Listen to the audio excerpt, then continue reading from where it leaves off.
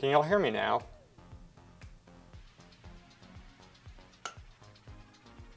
And if you can, I'm not going to tell you what I did just now to fix this. If it's fixed. Please be fixed, please. It's starting. Ah. Yes.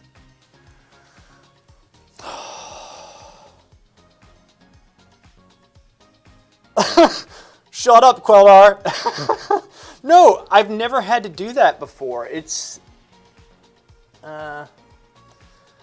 this is, look, even geniuses make mistakes every once in a while.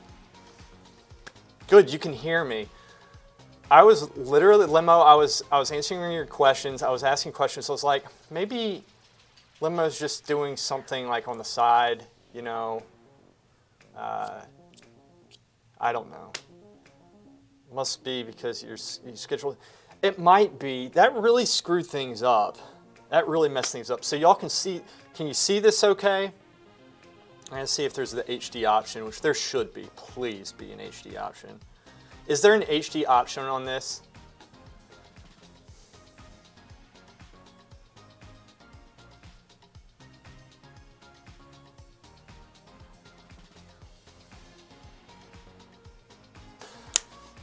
Okay, next question. Is there music playing and can you hear it? There should be music.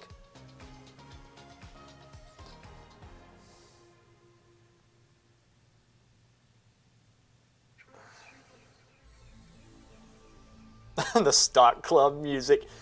How is the volume on it?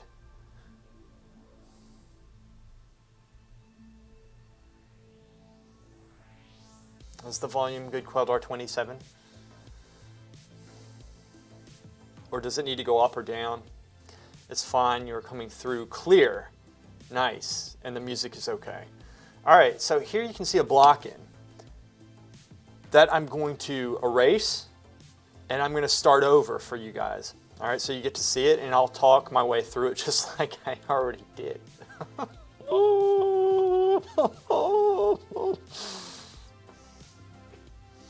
All right, so that's not bad, right? Our first scheduled stream, 11:30, and it's starting at 12:15 pretty much. It's really good. Super quality, all of it. Good. Excellent. All right, okay. All right. What are we going to do? We can't cry. We can't complain. We just got to keep on going forward. That's what we're going to do. So say goodbye to this drawing. Goodbye, drawing. We will start over. It doesn't take long. A 17th century Lewis? How? I'm very curious about this. Okay. Pencil. Mark the lower point. Straight across. I have the drawing right over here that I'm copying from, not from my computer this time, which is nice. So the lowest point's probably somewhere around here. Shoot it up to the top point, which is going to be at such an angle, something like, from the camera for a sec, it's going to be something like that, going all the way up to about, flash my eyes, here. So take our time getting these points. The pencil tap, we're getting the relationship of 2 points in space. All right, and then we're going to go across. I'll go here. Here we go. Sight sizing, exactly. It is sight size method, which means you draw it the same size that you see it. You essentially, like I said, my drawing's right here beside it. I superimpose it onto the paper. Okay. The advantage is that you can very easily check your work this way because you can get a plumb line, excuse me, which is essentially this washer and a string. And so you can kind of go across, you can do measurements with it. And, excuse me, I do measurements with also this. You can do it with your pencil, whatever you have, and kind of, you know, use it as a measuring tool. Is this how you learned it at the Angels? Actually, the Florence Academy. of art. But Angels, I think they teach the same thing. In fact, I had some friends over at the Angel Academy. And it's, you know what, very good school. There was Angels Academy, Cecil Academy, and the Florence Academy all taught this type of stuff. And the students there, I was friends. I lifted weights with actually one of them, Brian McNeil, who's actually a very talented tattoo artist. Very talented, nice guy, nicest guy you'll ever meet. Excuse me. I slept with the window open last night. Okay. I'm going to go through and try to block this in a little bit looser at this point. So, assuming that this point's correct, let's go through and specify. So this is the bottommost point. And then we have this here. This is going to be slightly shorter than this angle, this piece right here. So this is going to be coming out. All right, and there are very subtle angles here.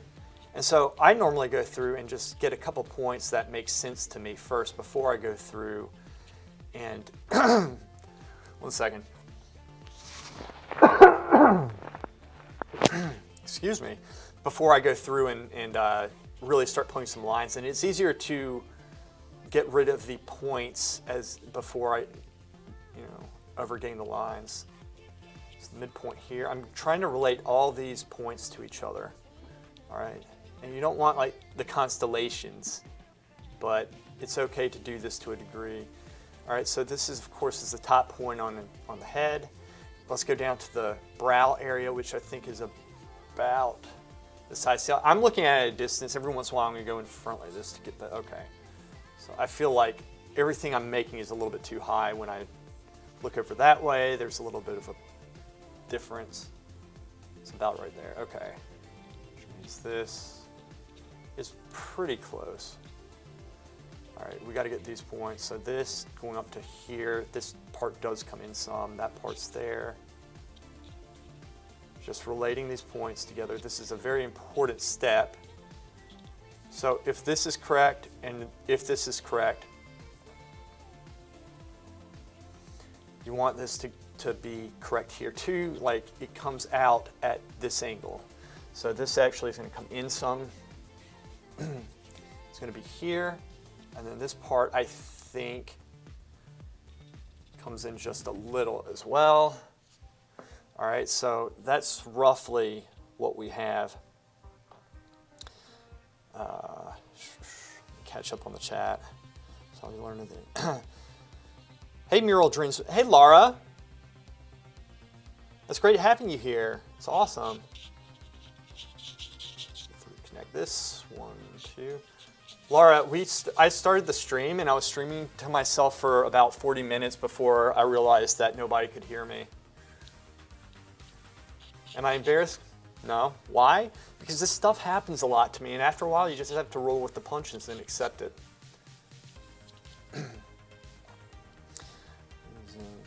Using a Koh-Noor pencil, right? I think so. This is I have a couple. I have a couple that I use. I think this is. Yeah, it is. The mixed up. I mean, I use a couple different pencils. Here's another one I use. It's the Staedtler. It's a very good pencil. We had these at the Academy. We had the Koh-Noor pencils. I don't know how to say it, but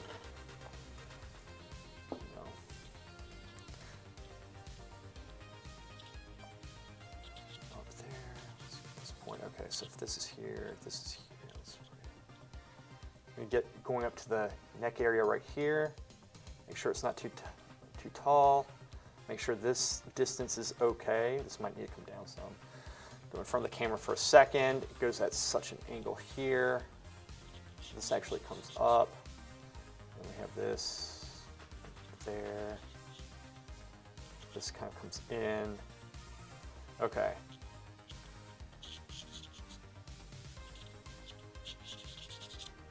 This really, this is bringing back a lot of memories, this type of work.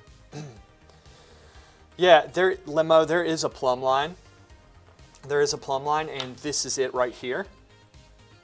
It has a washer and a string on it, which is quite nice, and I have that, but And after a while, for the most part, your eye gets accustomed to seeing these, and if you make an effort, you can better go through and really get those lines, like see the lines with your eyes, which is quite nice. Let's bring that down some. And one valuable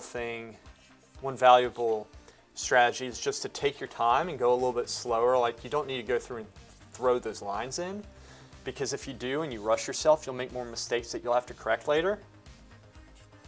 So, and I'm sure I've told you guys this before, it's almost parallel. This line right here is going down like that some. Or I'm sorry, it's going too high up. It needs to go down just a little bit. We're just going to make a slight change, maybe something like that. Ever so slightly. These angles do make a difference, and it's great. These exercises are great. Charles Bargue is a genius. I mean, and you know, doing these plates and getting them out, but the whole course is genius because it really pinpoints your weaknesses, and it's a very easy way of, really it's an easy way of learning considering all that there is.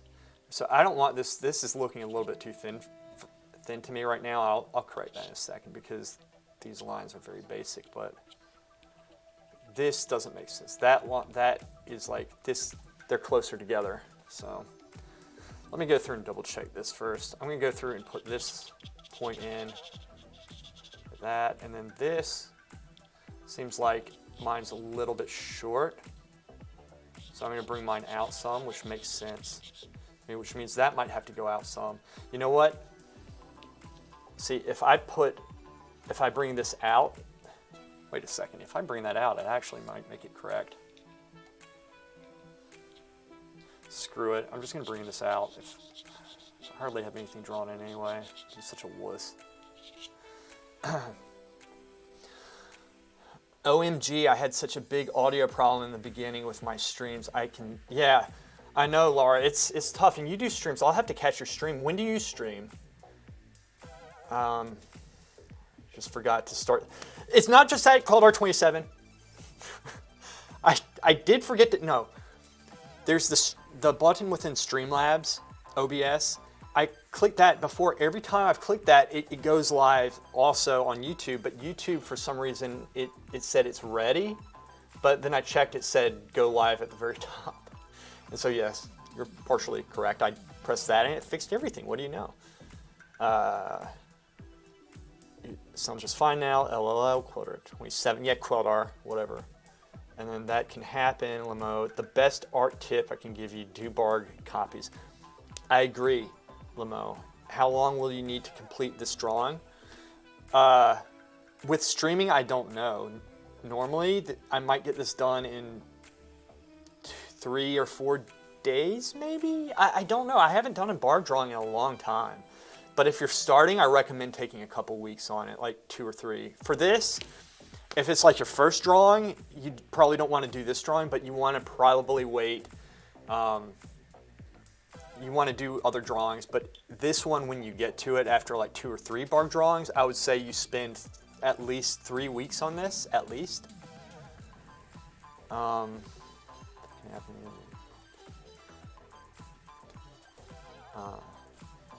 Carmine, ciao. I wish I knew how to sharpen the pencil like that. Laura, which type of art are you doing? You guys are so awesome. Carmine, maestro. All right, back to the drawing. I don't know. I want y'all to see what you want to see, but I don't want to bore you with taking too long on stuff, because as y'all can tell with that last painting that I did, I could have kept on that for some time, and I was kind of just trying to wrap it up for the sake of moving on to something, you know, more interesting. But you know, let's bring this out just a little bit. See, this is just here. With this, actually is making a difference. Just pushing this stuff out some. Oftentimes, I'll start with the base because this is training you for hardcore, like, reality of things where you're going to be drawing off somebody who's live and they move, and so oftentimes you want to mark the top, you mark the bottom as fast as you can so you can relate them throughout the entire session. So this actually comes in some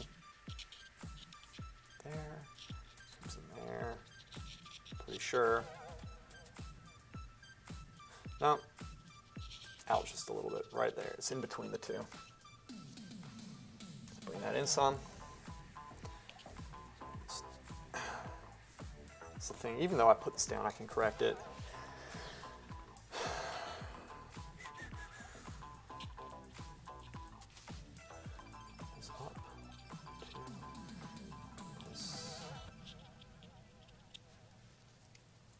Okay, from this point, looking straight on. Sorry, I gotta block the camera just for a second. Okay, I think it's something like that, to that tip, that top point. So, as you can see, I'm double, triple checking this. If I plumb line that straight up, this part's over some, and this kind of comes out a little bit, and then it goes in. And that's about that high, and it kind of goes in and then back out. Okay, so I'll just bring this down like that. Something like that. Okay. So you're just relating points to each other. And this, again, trains your mind. These drawings are meant to train your brain to see shapes. They're meant to pick out all your weaknesses, which is why they're so wonderful. Though they're not always fun when you're first doing this. Okay, let's check this. Plumb lining this point down. It goes through. That's close. Here. Let's drop that. All right, this is pretty close. Now let's use our brains. Stare at the whole shape. It needs to change. At Lemon Art, acrylic painting mostly, but currently experimenting with watercolors and inks and more drawing type art. Also, I paint murals. Laura, that is awesome. I need to see your work, which I think I have. You're on Instagram. Lewis, I'm experimenting with days and times currently, but I'm leaning towards Wednesdays, Thursdays, or Fridays. All right, let me know what time, okay, so I can catch it. And then I know mural dreams. I know I'm always worried that I'll bore the people with putting in all the minute, tiny details that only I can see on the camera. Yeah, right. Streaming's different. It's a different experience, but I love it because, like I said before, you guys keep me on my toes because you ask me questions and that sometimes I don't know the answer to, or sometimes I used to know the answer to and I just don't anymore, right?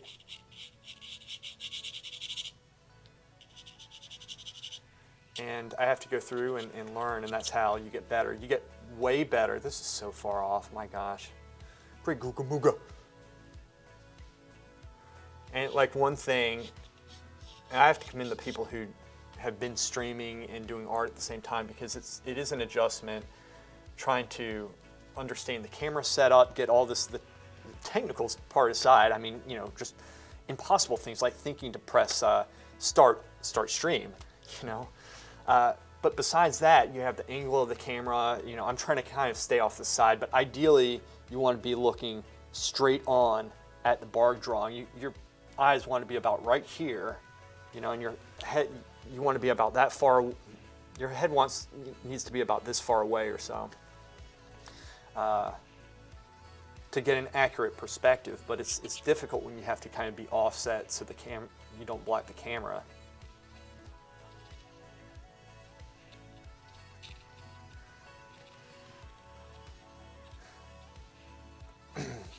Oh, also, I am working on a new video. I'm filming it this week. I'm trying to get videos out quicker. Like I said, I'm just really busy in my work at the moment. But I'm actually trying to speed up the video process. I'm not saying, oh, well, I won't do it for a while until I get my work done. I've done them. I'm not saying that. It's just I have a painting that I want it to be done this month. But I'm actually going to start filming, I think, either today or tomorrow on it. And it's going to be about the model stand, since I was doing the portraits. And I'll show you my model stand, my lighting setup, and what type of lights I use, which is going to be very helpful for those of you who wish to do work indoors. Now, let me tell you guys a little story. This is kind of cool. All right, so when I was at the Florence Academy, one second, let me see. Laura, live videos are a more intimate experience, but it's a bit difficult to meld the parts of the brain together to talk at the same time. I agree. So when I was at the Academy, of course, we had everything set up for us. It was great. We had Northern Light, and it was so nice. It was so nice to work. You had everything set up. You had your curriculum set up. You had to do the work. You had to put the effort in, right? But hey, it was a most of the stuff was already done for you. Well, when I left Italy, I live in North Carolina. That's where I'm from. But I went to work with one of my friends who I met at the Academy in Georgia. And one of the reasons why I went is because we had a Northern Light studio there. And at that time, I didn't know how to set up a studio without Northern Light. Because you say, well, I want Northern Light, I need Northern Light, and you do. You need nice, clean light, but was there a solution for it outside of it? And there was, I'm sure, and photographers they already knew it, I'm sure, but I wasn't a photographer, so it took me, I was there for about 2 years in Georgia, and I was essentially at that point, when you get out of school, you want to survive, but one of the things you want to do is build a body of work. It's one of the first things that you want to do. You really want to take your time and build a body of work. So I did, and during that time, I learned there was actually a film crew that came into our building, which was out in the country. There were railroad tracks and everything right by. It was out in the country, but it used to be an old tannery where they would make saddles and boots and all sorts of things back in the day. And it was essentially a bunch of, also they had horses and they had, stalls, stables, but it was very well constructed. It was indoor and they had air conditioning at this point. And that's where we worked. Horses weren't there. It didn't smell or anything. It was just a nice place to work. And so a film crew came. They did a 2-day scene. It was like they were filming something. It was a short film that was like a couple minutes. And when they were there, I talked to them about lighting, and so they told me about Kino bulbs and like daylight bulbs, and they can mimic certain times of the evening or day rather with them. And so I went through and went to a photography store. They said, look, these are the lights these guys are talking about, but honestly, you could go to Home Depot or Lowe's and get them for very cheap, right? You don't need to pay $25. You just pay $5 or so for these lights. And, there you have it. And so I said, all right, shoot. So I went through, found some nice bulbs that actually did work quite nicely. And then at the same time, my mom had found a studio space in Winston for me to work in, which is where I work now. And it's a very wonderful place, and everybody's very kind. They're very nice. This is going to be wider. This point goes here if I'm looking at this width. Anyway, so long story short, I found these bulbs. I was able to set up inside the, indoors now. And over the years, I tweaked them and got the right lighting, the intensity, and all this and that. And in fact, there was one point where there's these things called gels, Roscolo or something is the company. I forget the name of the company. I could get it. But these blue gels that cool the light temperature down, because light temperature is measured in Kelvin. So on the back of the package, you might see it's like 3300, 3300K. That's 3300 Kelvin. And that would be more of like a warmer light indoor, something that you would have in your house, you know, a lamp would have it or something, right? Fluorescent bulbs are higher in number, like 6500 Kelvin, right? So the daylight bulb you want, a good bulb for the studio, is 5500 Kelvin. 5500 Kelvin is what you want, okay? And so those bulbs, and you can get them at Lowe's, you can get them at Home Depot, and the lumens on them are essentially the light intensity, which you can actually dim or you can change accordingly. You can't dim it on the bulb itself, but you can I put these head caps over them because they're white, slightly transparent, but it'll dim the bulb down without changing the color. But anyway, you can work all day now with solid light that's not going to change the drawing. And so once I made that discovery, it really opened the possibility of where I was going to work. Because before then I was like, I need to find a Northern Lights studio. I need to find something where it has the skylights that are up top and we can frost them to diffuse the light and blah, blah, blah. And, you know, you don't need to do that. But that would be ideal if you found a Northern Light studio, right? It'd definitely be ideal, I think. Okay.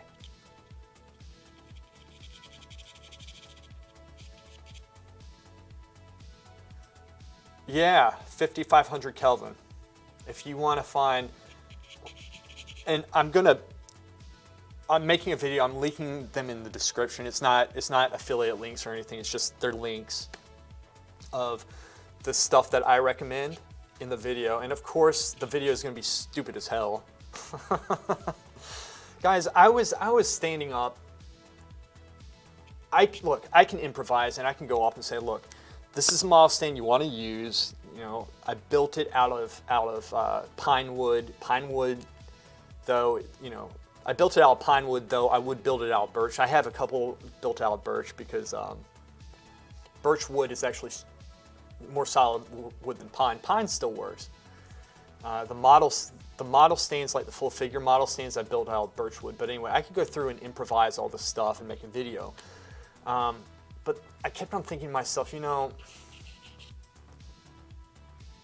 I enjoy doing, you know, the characters and it's different. There's a lot of, I guess you can do, there are a lot of people who do, you know, improvise, and that's a great thing. It's a great method of doing it. But I said, you know, I just feel like I need to do something a little bit more. And so I wrote the script out and it's kind of a plot, and that's kind of where we're at right now. I have it all written up. I just need to go through and kind of film it. I need to write the conclusion though, which is probably, I call it Evil Lewis, the guy with the wig. It's probably him attacking somebody. I don't know. It's fun. The thing is, how he hurts himself, though, in the videos is literally, that kind of happens to me in real life.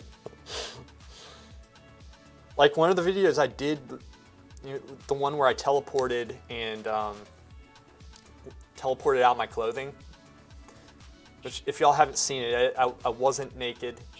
I implied that I was in the video. But I actually did lock myself out of the studio without clothes. And that was a problem. I will admit that was a problem. What are we doing? Okay, we're gonna focus. We're gonna get into this. Screw this, just gonna go through and let's be lazy here. Squinting down. Look how detailed that eye is.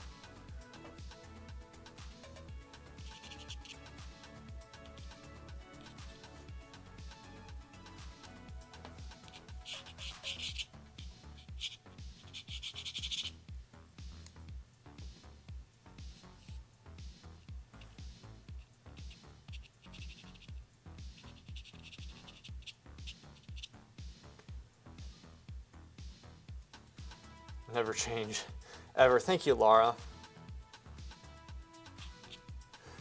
And the thing is, one thing you have to understand about me, I do try to make people laugh, and I think we need to, you know, people are way too serious.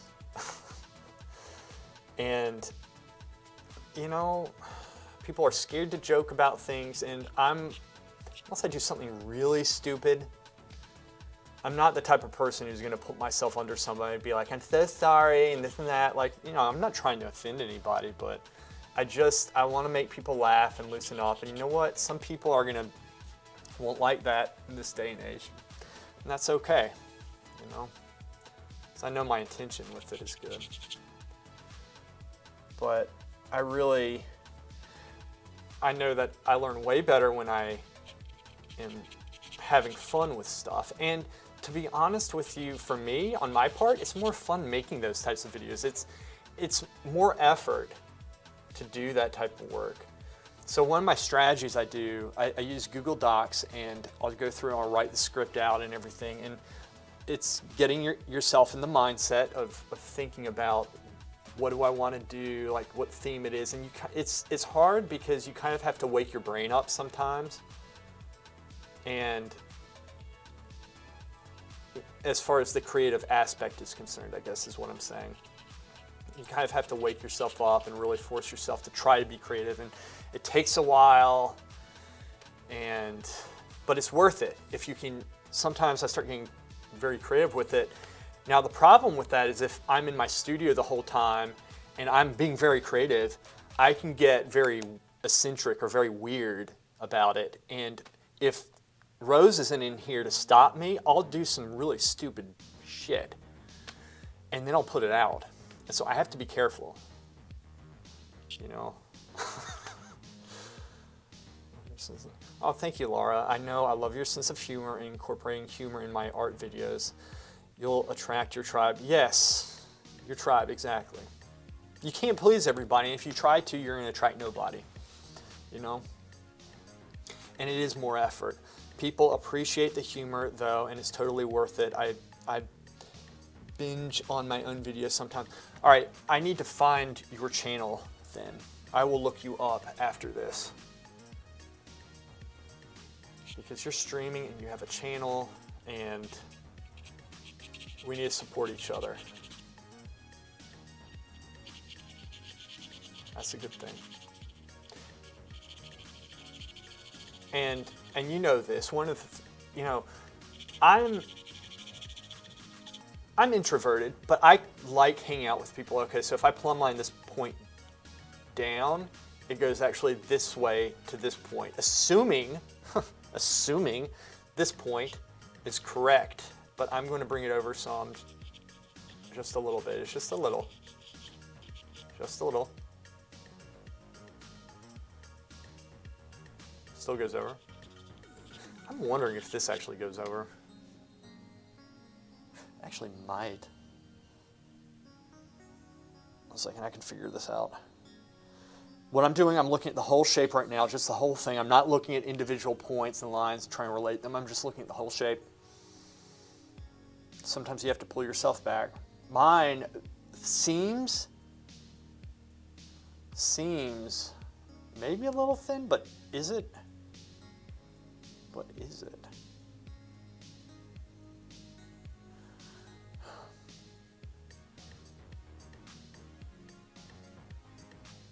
It's really close.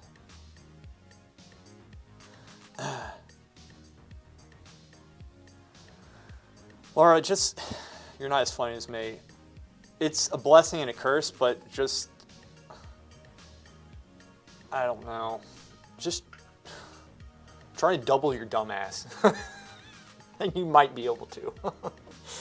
You got to embrace the dumbass. Embrace the weird. As JP says. I love that guy. JP. Awakened. Funny. Is that hair.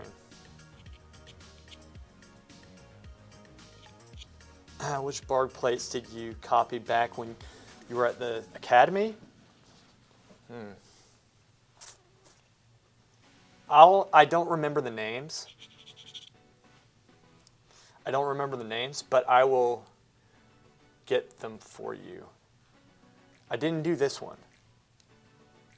Embrace the Weird. Yeah, JP.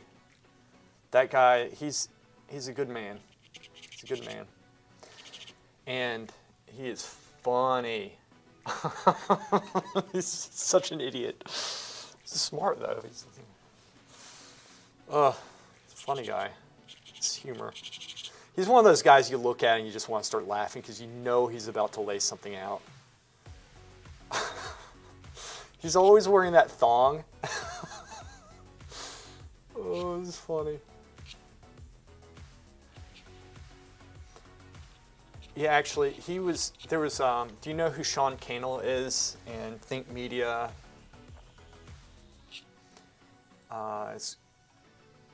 They have the Video Ranking Academy. It's a good community to at least follow if you're interested in. Sorry, looking over this for a second. This needs to drop. Okay. Every time I look over, everything here needs to drop down some. In other words, when I'm drawing here, like I'm putting everything too high because of the angle which I'm looking at it. So I have to be careful because I might have two different drawings in this. Anyhow, I think Sean Cannell did an interview with, when did Jordan Peterson say that? Oh, sorry, I missed something. Oh.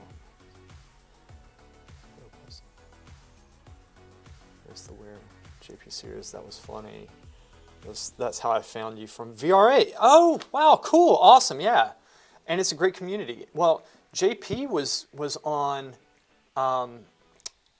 he was on an interview and he was saying you have to embrace the weird, and that was, I think it was like last summer, and because you know how it is, Laura, you're thinking, what do I want to do? Like, what is compatible with what I want to do and what people want, and what do I feel like? There's something that you feel like you're meant to do, but you don't know it yet.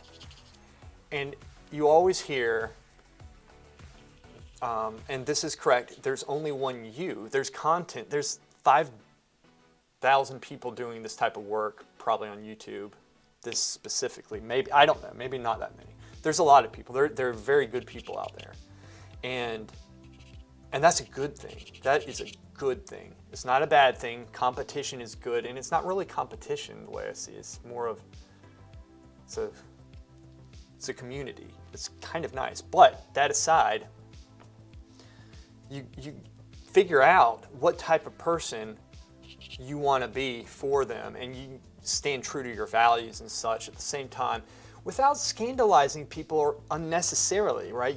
I'm not the type of person who wants to go through and push views on that might be uncomfortable when this is art, right?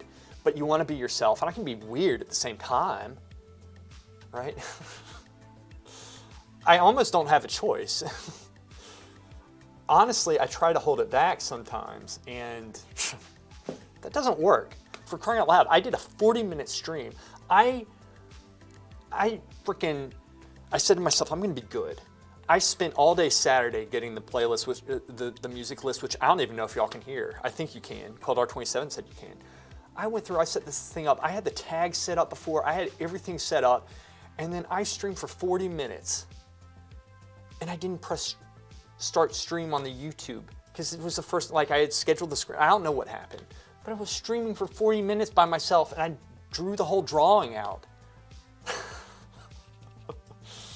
Damn it. Anyway, I forgot where I was going with that. I don't want to talk anymore. Jordan Peterson. Yeah, Jordan Peterson is a very intelligent man. He's a thinker. I like people who sit there and think. He sits there, he thinks. He's very intelligent. But yeah, JP, Awaken with JP is, he'll go through and make fun of the keto diet. He has long hair. He's like a modern day hippie. And he's another person that goes through and really, he expresses himself with humor. You know, he's funny. I find him funny. He's hilarious. He's hilarious. He did one where, what if meat eaters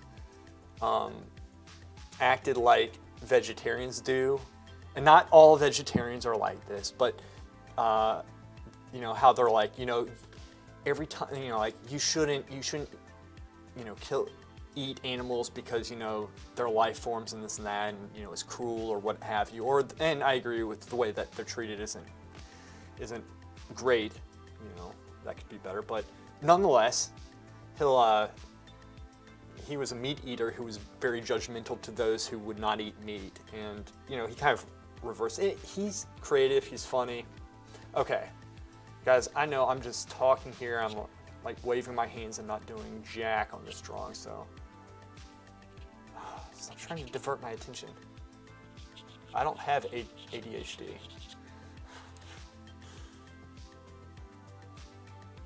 Okay. So as you can tell, I kept it very simple. Okay, I kept it simple. And what are we doing? We are simply going through and ever so lightly correcting this drawing. Okay?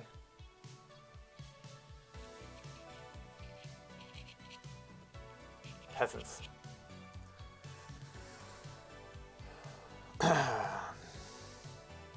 Music is good now. Volume is okay too. Thank you, Yuri. I'm glad. Hey, Yuri, I am going to stream later at some point for you because you said, I think you said you get off at 5 o'clock one of these days. So I'm going to fumble around with times, and I might switch it up every once in a while. I'll do a 5 o'clock stream or something like that. But I'm going to make sure that you get a stream too, because you guys, all of you guys here have been so supportive of me. It means a whole lot. You know, it means a lot. Yuri, I'm obsessed with Carl Jung lately. I don't know him. I'll have to check him out. I use humor to overcome depression. You're also entertaining, not just acting. I'm a bad influence. I'll stop. No, you aren't. You're good, Laura. And it's good obsession to have, Yuri. Lamo, art. To me, the most impressive person is Vincent van Gogh. Many people always said that he was a bad artist. Loon.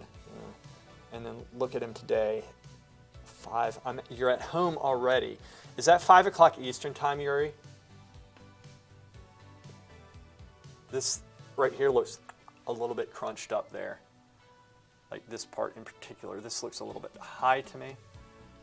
See, this is one of the advantages of just going a little bit slower with this. So to get this shape, I'm just looking at this whole shape and just hatching it out. Notice how I'm gripping this now for those lines. I'm still gripping it far away. I'm not like this.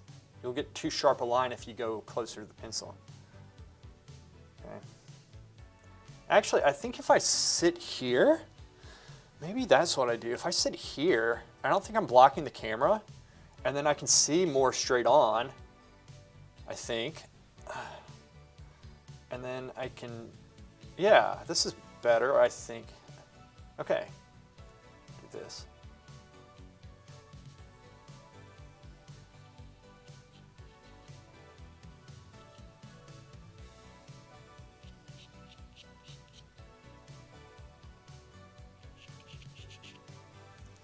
So I'm keeping the lines obviously very light. I'm just going to erase that. Screw it. Okay. Okay. 2, 3. This is so, how am I so freaking bad right now? Okay. Maybe the sweeps. We're doing a sweep. And this comes up. Yeah, because I cut that. That goes in. Oh, wait. This raises up according to this, if there. I think. Yep. It goes up a slight bit. Yuri, I have 1:54 right now. I go home in 2 hours at 4, but I need another hour before I would be ready to watch anything. That makes sense. That makes sense. So it's 1:54 where you are right now. My clocks are all messed up. And that phone better not ring, which is what I'm recording with for my face, because I forgot to put it on Do Not Disturb.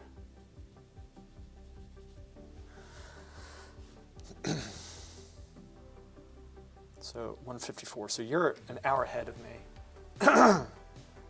You're an hour ahead. Yuri, where are you located?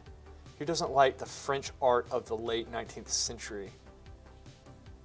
I think it's beautiful. I think it's some of the best art, honestly. Best technique. Okay. Let's get serious. Part 10, because I've said that about 10 times now. Okay. So we're not going to go through and get all these little points, but this is an anatomical point right here. The reason is because it forms the hairline, the forehead. So we got to make sure, first off, that I'm not blocking the camera. This goes across there. This drops thumb, like y'all. This comes up here. If that's there. All right, I lost the structure. So I'm going to go in, form the eraser, squinch it, squeeze it, knife edge, and then I'm just going to go in and cut it. That'll give it a little bit of a form. I'm going to drop this line down just some, just ever so slightly. And then this line right here, assuming this is going up, it goes up to about somewhere up there. This might be a little bit high, maybe? Okay, let's go through and work this side up some. Let's catch this side up. Yeah, this part actually comes over, I think, just a slight bit. Maybe. Might do something like this. Like this is here, and then this. I think, I can't be right. I think I made it too, no, that's wrong. Okay, I'm gonna work this up just a little bit here. Because assuming this is correct. So I'm going through, I'm trying to get this shape here, but first I'm making sure it relates to everything else here. Okay. This, okay, if that point's there, this point's there. And this point, actually, I think that's there. This would actually come out. Huh. So, look at this. If I'm going from the chin down to the breast area, there's an angle here that's like that. Mine was not as such. That means this actually comes out that way a little bit, if this is correct. All right, so we have this point here. I'm going to go through and double check. I think the edge of the chin, like where it puffs out, I think is right here. So then from here, if I plumb line straight down, essentially it goes straight down into mine here, but this point needs to be out that way some. And it's going to be about here. And this is how you make these corrections. And this is normal. That makes some sense, I guess. So we're going to go through, fix that. This comes up some, which makes sense because this was looking a little thin to me. The neck was, but maybe it was just because it was slightly too long. So I'm going to bring this up some a little bit. And then I'm going to double check. First off, let's go through, take this out, because this looked a little bit thin. And yes, I could go through and use the plumb line, but my pride's stopping me right now. Who doesn't like the first one? Carl Jung is actually the biggest influence on Jordan Peterson, but he rarely mentions it. Interesting, interesting. Yuri, I'm in Halifax, Nova Scotia. Sweet, man. Canada. All right. Limo art, these masters like William Adolphe Bouguereau, Jean Jerome, or Charles Bargue are like gods to me. I agree. Bouguereau is my favorite artist right now. I love him. He painted so many paintings, and in my opinion, his work is the apex of what we have. You know, I love his work. He can be painterly, but he can bring it together. If you look at his work, it's very fluid, and his lines, especially if you see them in real life, oh my gosh, they're just insane. Sorry, I'm gonna maybe block the camera, I don't know. Okay.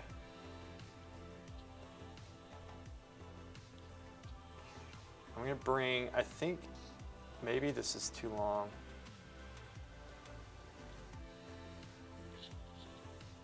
I'm looking at this negative shape now. And I feel like mine might be a little bit too long here. So I think I'm gonna bring this up just a slight bit. But I have to be careful. Just a little bit, a hair width. Okay, there. Here, here. So you guys see, I've been doing this for years, this type of work. No, not barge drawings like every day or something, but I mean this stuff from life drawing. And do you see how many corrections I'm making? And you see, I could keep this in this basic stage right now. I could stay here for a long time. But then, like we were discussing before, you know, you want to move the stream ahead at the sacrifice sometimes of the quality of the work, unless y'all wanted me to, you know, y'all had the patience to sit through other streams like this and really see the subtle corrections, which there's great value in that.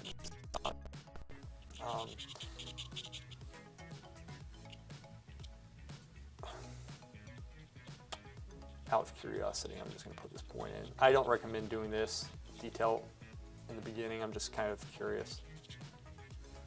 Kind of had an itch to do that. It's very basic. So this is all straight lines. And what I do too, I'm not really doing it here as much, but these inside lines where the shadow glides across surface and probably a couple planes as it, you know, slowly, softly turns, you can make soft, straight lines. And I'll do that. I'll show you what I'm talking about here. I won't just tell you, I'll show you. I'll show you.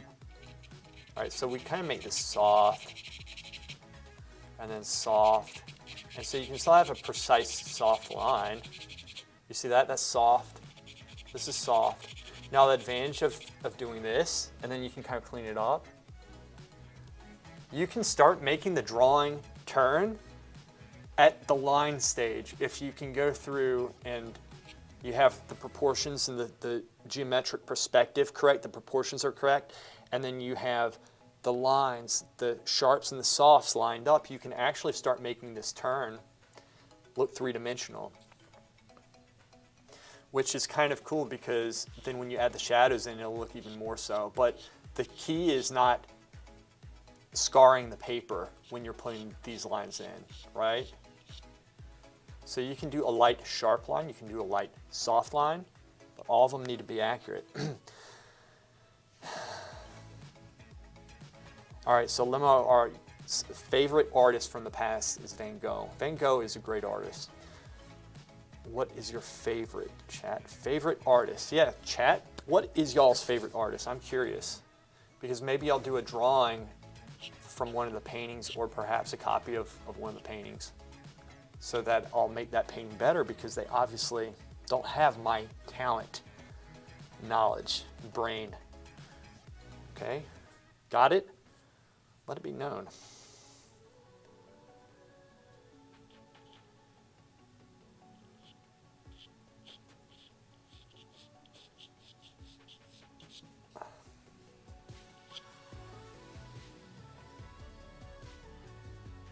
it looks like I'm detailing here, but essentially what I was doing is just trying to go through and get the flow or the form here. I was looking at this whole shape.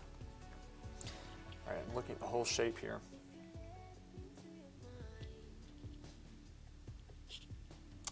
This is looking a little bit big, but it might be okay. I'm not quite sure.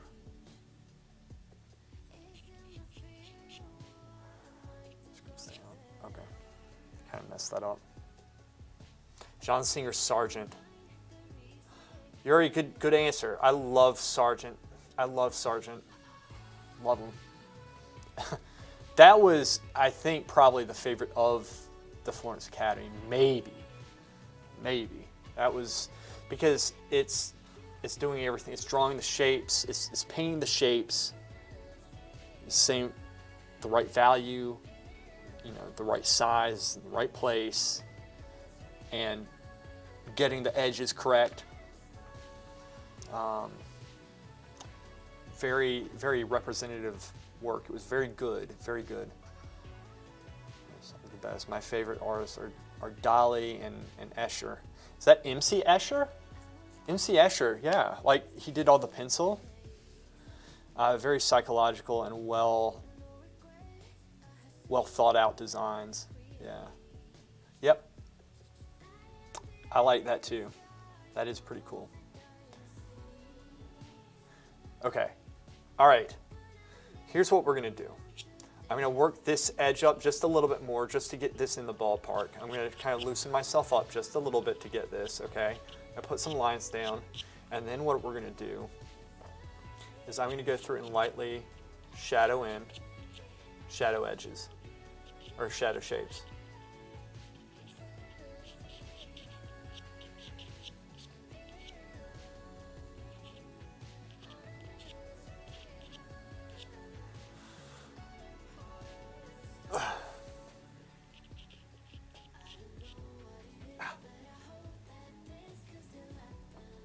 This is wrong, but that's okay. I'm going to fix that in a second.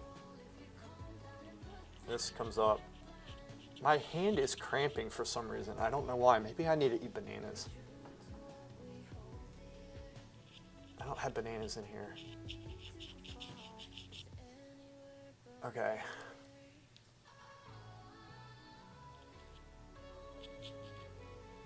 See, I see this, and it's like this almost goes straight across there. Something like that. Okay.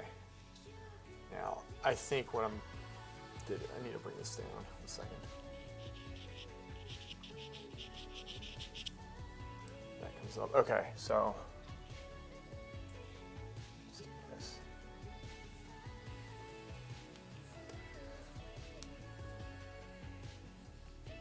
Cleaning it up. So we're drawing with eraser, and we're just slowly cleaning this bitch up.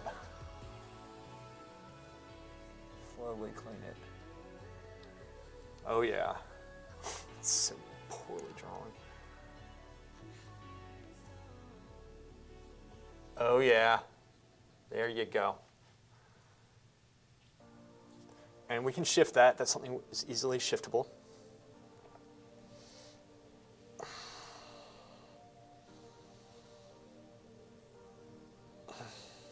Also a bit more contemporary artists, the living artist that I love is Alex Gray. I haven't heard of him, her. I'm from Ukraine, but moved to Canada. That's Yuri, and then Lemo is from Germany. Lemo from Germany.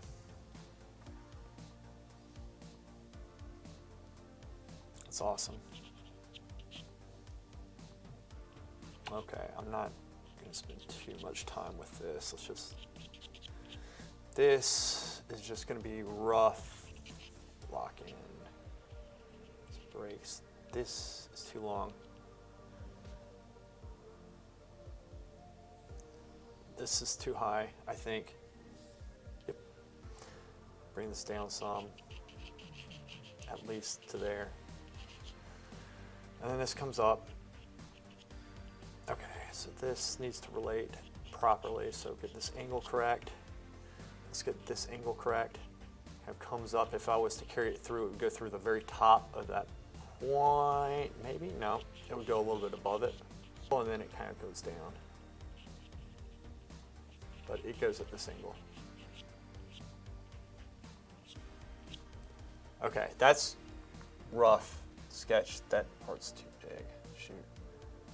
Yeah, whatever.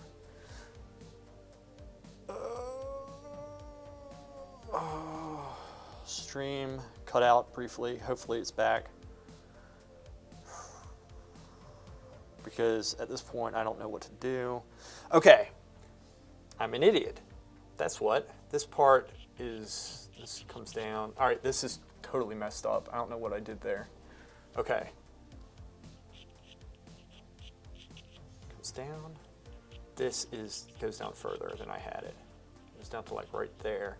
And then it comes up. That's why that was too big. Okay. Error. YouTube is not receiving enough information to maintain smooth streaming. As such, viewers will experience buffering. This comes down just a little bit. Okay.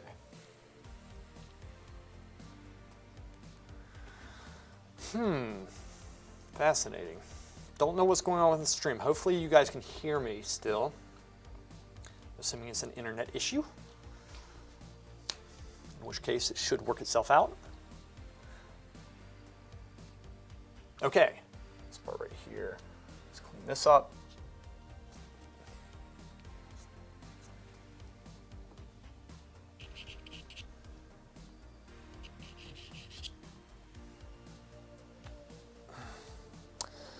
I have that yellow error. Can y'all hear me okay?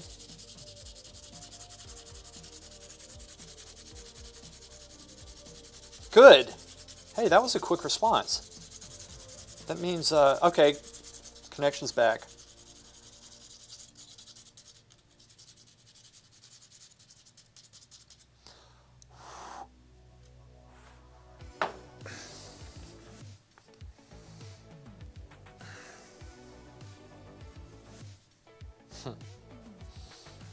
All right.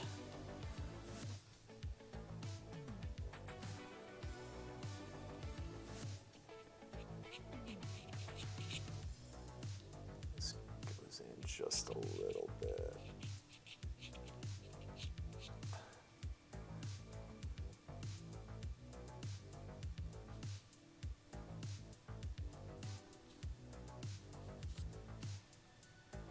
So, here's the thing.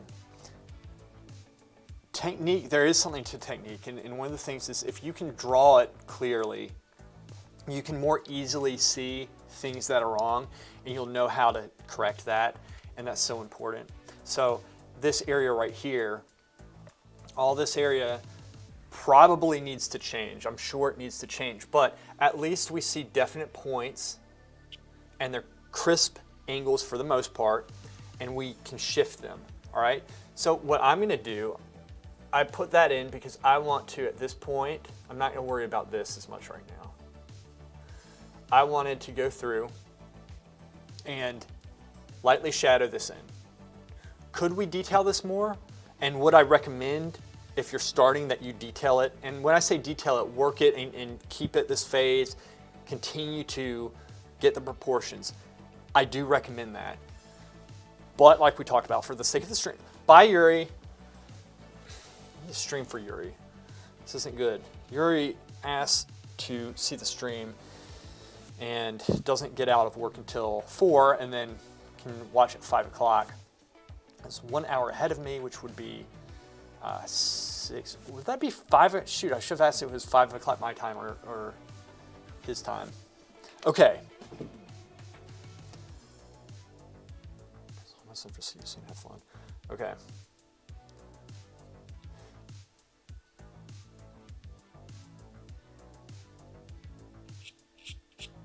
You think English is an easy language, Limo?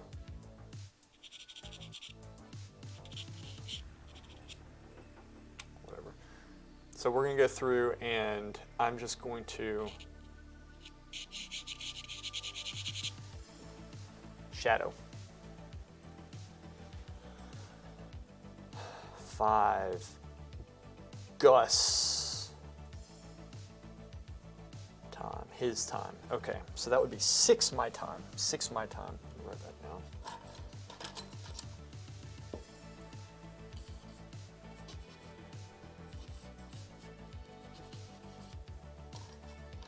It is. Have you been speaking it your entire life?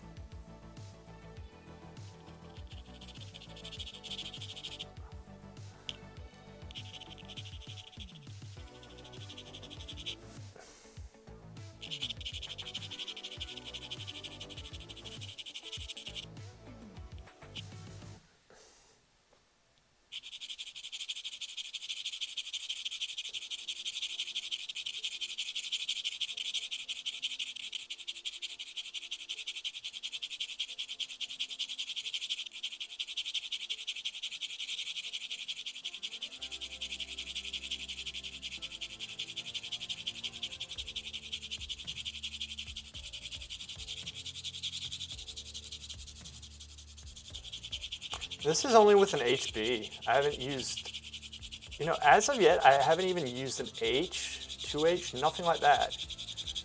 Not even a B. I've just been using HB, which is a nice in-between. Now, when you're shading, oftentimes people will let the pencil wear down and it'll be very fuzzy as you're shading and you're thinking to yourself, it's okay because it's just shading, and partially that's true. If you go through and stub it afterwards, that's fine, but I think it's good practice to get into, to keep a sharp pencil when you're doing it and constantly rotating it so that you're getting more of a fine line with your shading, and it'll be that much cleaner. And you can always just take your time and go slowly with it. It'll build your dexterity up too, which is quite nice.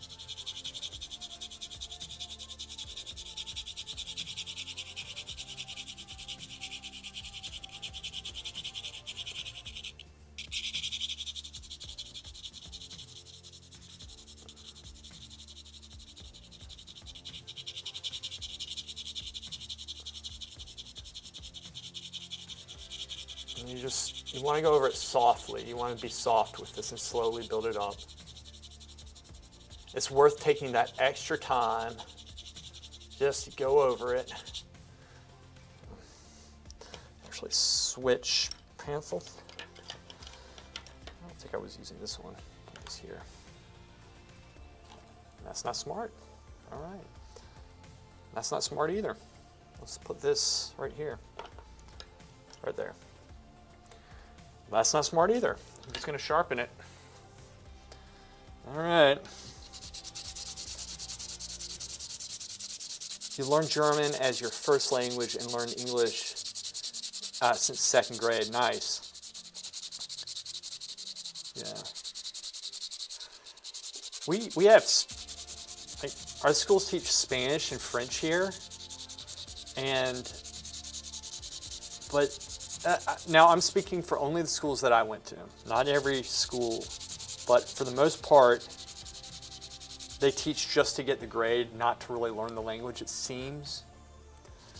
And consequently, people know how to take tests, kind of, but don't ever really learn the languages. There are exceptions, of course, but there was like one person in our class when I was in the 10th or 11th grade here that could speak Spanish who didn't know it before. One. It was, in that regard, it was kind of a waste of time. I think it could have been taught way better. But, okay.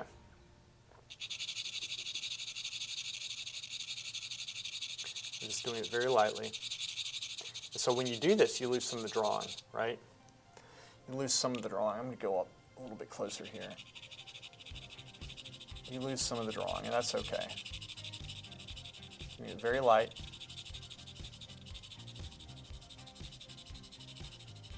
And I'm not using the side. I'm still pressing in to still get a nice, fine, even line for the most part. See, it's getting a little fuzzy there, so I'm going to rotate the pencil. All right. And it's okay. We lose some of the drawing.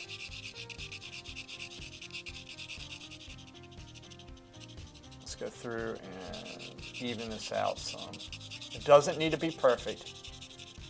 But you do want to bring it all the way up to the line so there's not these huge white spaces in between like the actual line itself, because then when you start hatching those shapes out, it starts looking a little bit odd if the shadow doesn't go all the way up to the shape that you drew.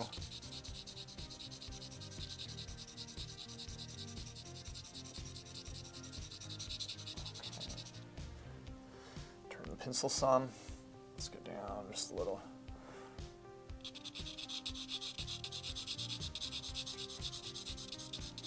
Try a nice even line. Just one direction. Don't need to be fancy right now with it. All right, so we got that, and that's going to change how it looks. And now we work with these shapes as we have them here. So we're going to go through and kind of cut it out some. Doesn't need to be perfect. And you can get this relatively fast. So at this point, you're thinking, well, now it's closer to painting or charcoal drawing where you're working with big shapes, you know, because you get brush strokes and paint, that would be the brush stroke. You just work with these big strokes. And so essentially, at this point, you see that, like, I brought that out some, but really, we need to hatch it in some. And so you can shape it with your eraser. You can draw with your eraser, which is one of the advantages of getting those shadow shapes in. You see that? That makes a little bit of a difference. Mine's a little bit too pointy there. We just go through and slowly hatch this sucker out. Now, I'm just going to imply this part here because it's anatomical, but I don't recommend going through and making a very dark mark here at all because there is no dark mark. And this part right here, you can kind of imply this, it's okay. Just something, because this is also an anatomical point, right? That's an anatomical point that we see. It denotes the pit of the neck, which is a very good point to measure off of whether you're drawing a portrait or you're drawing from a model, what have you. Limo art. And since 6th grade, I had to learn Latin. It was a nightmare. Latin is so hard. Latin back. I took Latin too. It was part of our curriculum called R27. I never took Latin. There's some people who did. So then what we do, we go through and we're just going to slowly get these shapes back. Okay. This chin is just like, you can tell I didn't put any effort into it. All right, so we're going to go through, I'm squinting down. Now we have more obvious light shapes and dark shapes that we can work with. Which is quite nice. So this, I'm going to look at this whole shape. And with straight lines, I'm going to try to go through and subtly mark and correct these points. And I've said this before, but I'm going to reiterate this point. Straight lines are great because it forces you to make a decision as to what angle something is going at. So it will make you better at seeing angles if you force yourself to draw with straight lines. Okay, this is going to drop some. This point, wait, before it does that, I think this is there. Yeah, this drops just a little bit, just a little. Just ever so slightly.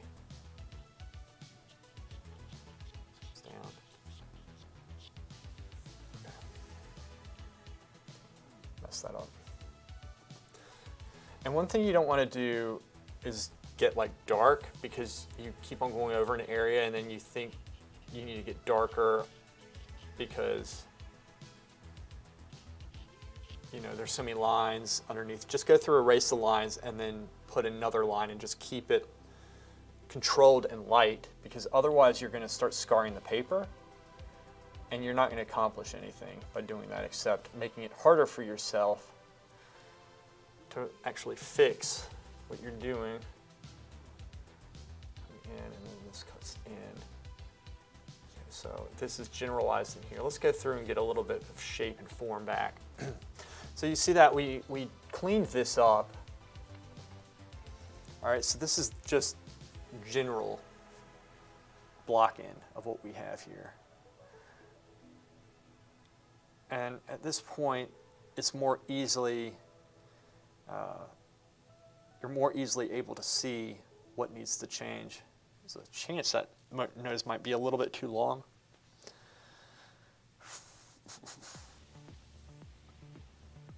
I think it is too long.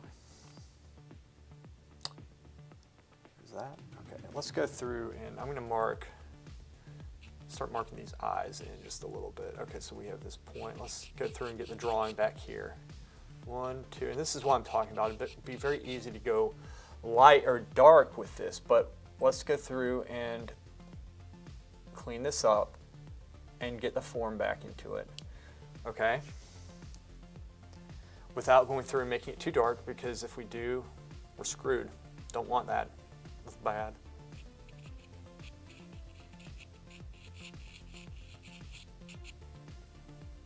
Okay.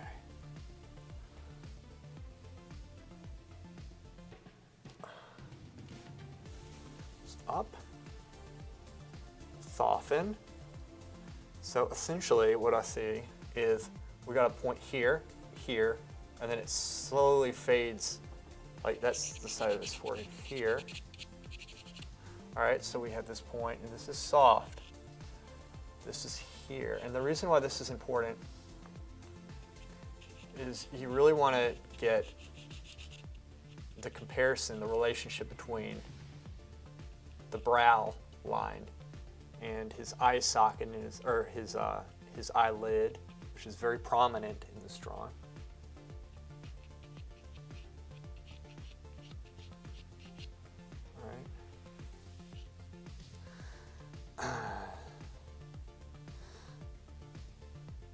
All right. Y'all are speaking Latin now. We're so smart.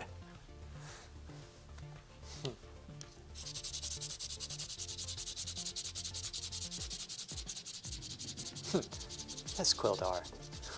The Romanian language has Latin influence. Is that correct, Laura? Yes, Quildar. You guys.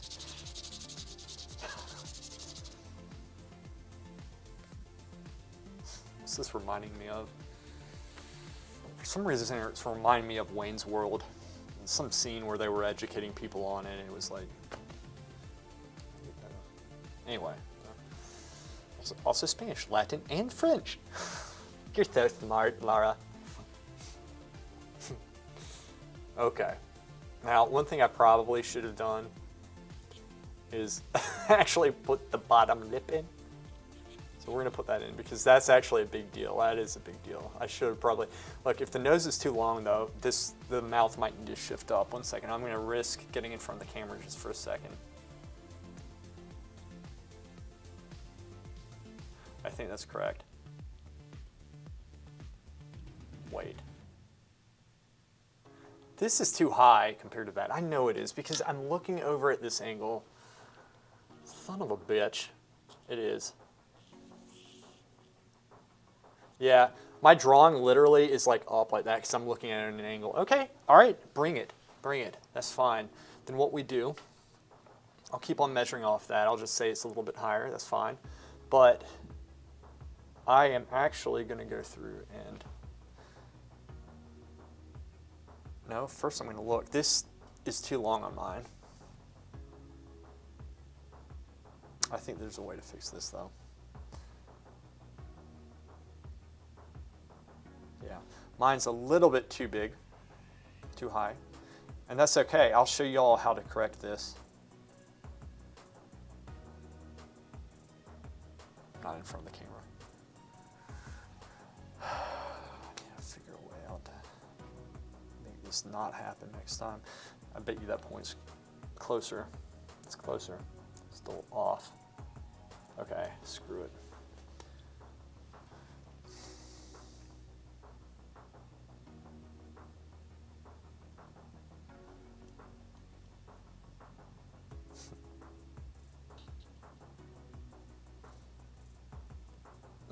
My intelligence is rubbing off on you.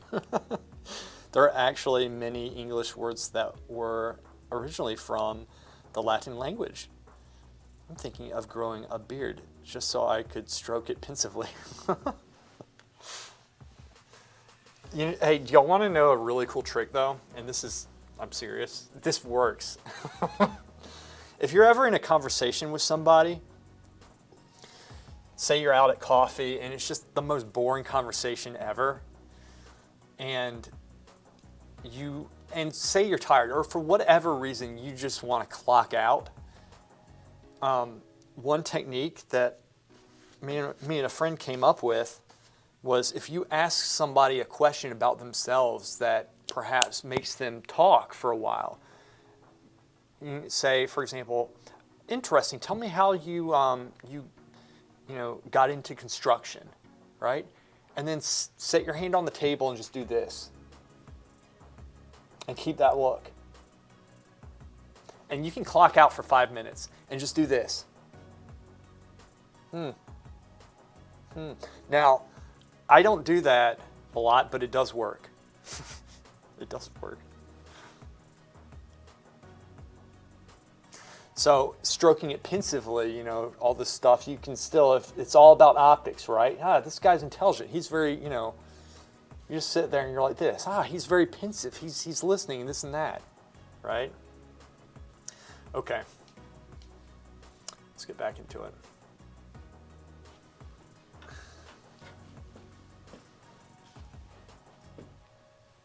Wait a second. Yeah, I went on camera. There's 5 people watching. 4 people. It doesn't matter. See, that's the beauty of it. When you don't have a giant audience, you can say whatever you want. No, it works. I don't do that. I do listen to people covering my bases. But it does work. I'm just saying, it works. It works.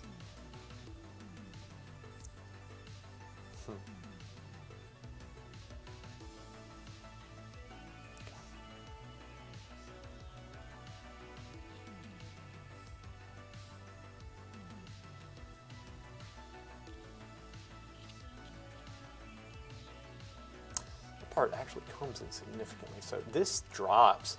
You know what I think happens? You know what I think?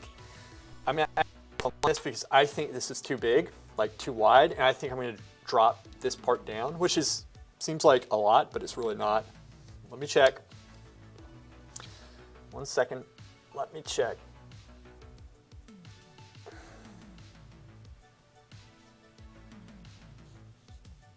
Honestly, it doesn't go down that much though. It's very close. But it does go down like a little bit. Okay, so that's okay. It goes down about that much there, I think. And then this part right here, okay.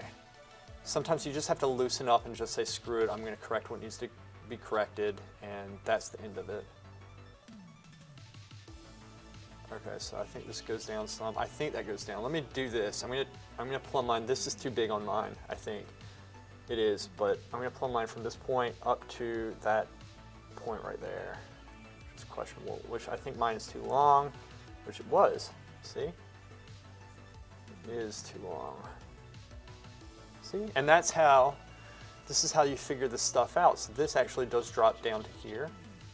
This actually comes up to here. If this is correct, right? Now, another thing I can do, actually, before I go through and, you know what? Before I go through and shift this, let's judge it off this point, because it's easier to shift this up than it is this, okay? So before I go through and shift all that down, let's go through, I'm gonna measure off this point right here, okay? And so this is a nice trick. If you're gonna, sometimes you're like, oh, this distance is too long, well, this needs to drop. Well, maybe you just move this up, because there's less to move here. So you can make those rational decisions. So I'm gonna go through, I'm gonna measure from this point up here with the plumb line and see where it falls. Just my eyeing it right now, I still think mine might be slightly long, maybe, just a little bit, maybe, but I think it's less wrong than it was before. Okay, so there. No, actually, it does, it just, so I had it here before, and this is where I changed it before, but if I measure it, then it's there, okay? So that's the height right there. And this is exactly why you keep it in this blocking stage, because if I went through and started solidifying all this, like bang, right away, you know, I'd be out of luck.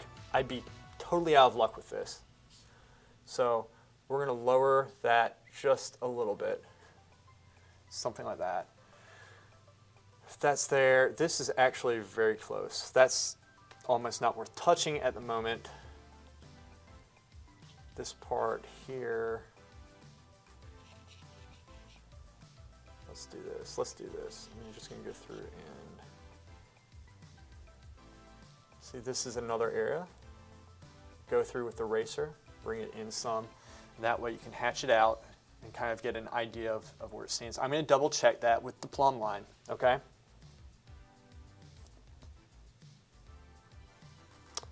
Going up here like that. Yep. Double checking again.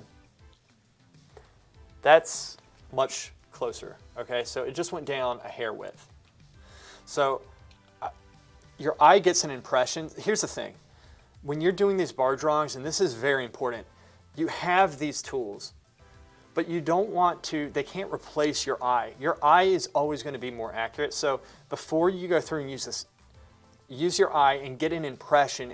And if you keep on coming back to saying, I feel like it's too long, something's off, this is wrong, and go through, try to fix it. And if you're having a hard time, then you can go through and double check. But don't just go through and measure this, record, measure, record, because that defeats the purpose of training your eye. That's a huge, huge lesson. It's huge. Okay. This part, okay, if this is correct, this is like here, this is down some. I still think this dropped. Maybe it comes up just a little bit though. Okay, so let's clean that part up some. We need to clean this area up because we've lost the drawing here.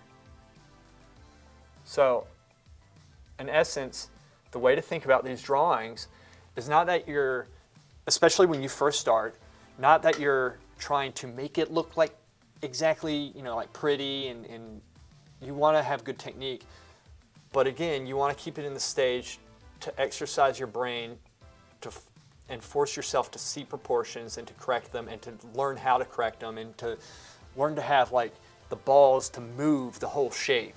Because sometimes it's like, oh, I've done this whole thing, I don't want to move it, it looks good or whatever, and you know, you don't move it when you should move it. You need to learn to, you know, not care about moving these shapes, right? That's a big deal. All right, so if that went down, then this goes down just a slight bit, okay? And this is going down. Everything essentially goes down, at least at the very top, just a hair width. Just a little bit, just a little. Okay. Let's bring this down. I'm going to redraw this area. And this is okay. These mistakes, these corrections, even in portraiture, when you're doing a portrait, you're making these little adjustments here or there. And to be honest with you, that's what makes this type of art so great, is that, you know, you can make something look like something without being so accurate, but this teaches you how to be so accurate, right? It teaches you how to, and it tells you how to make those corrections. This is such a great way for learning. So this is here, then this is here, this might need to drop. This might need to drop a little bit. I don't know yet. So, trying to get the drawing back here. This is here. This part comes out just a slight bit of hair width. And this I brought in slightly too much because I'm looking at this whole shape here. And this comes out just a hair width. I'm not going to make it too dark. I'm going to go in, squeeze the eraser, make a knife edge, and we're going to shape it, keeping the 3 points in mind. You got, or rather 3 lines, there's 2 points within 1, 2. So essentially, 1, 2 points, but 3 lines. 1, 2, 3, right? Okay, and then I'm going to bring it out just a little bit more, but try to keep the form. So line, line, line, line. You want to keep the form.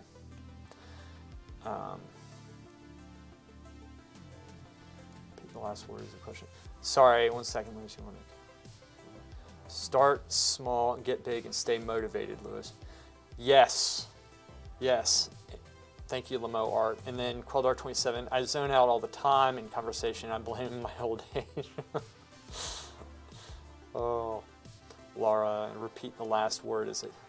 Repeat the last word as a question. It's a good tip.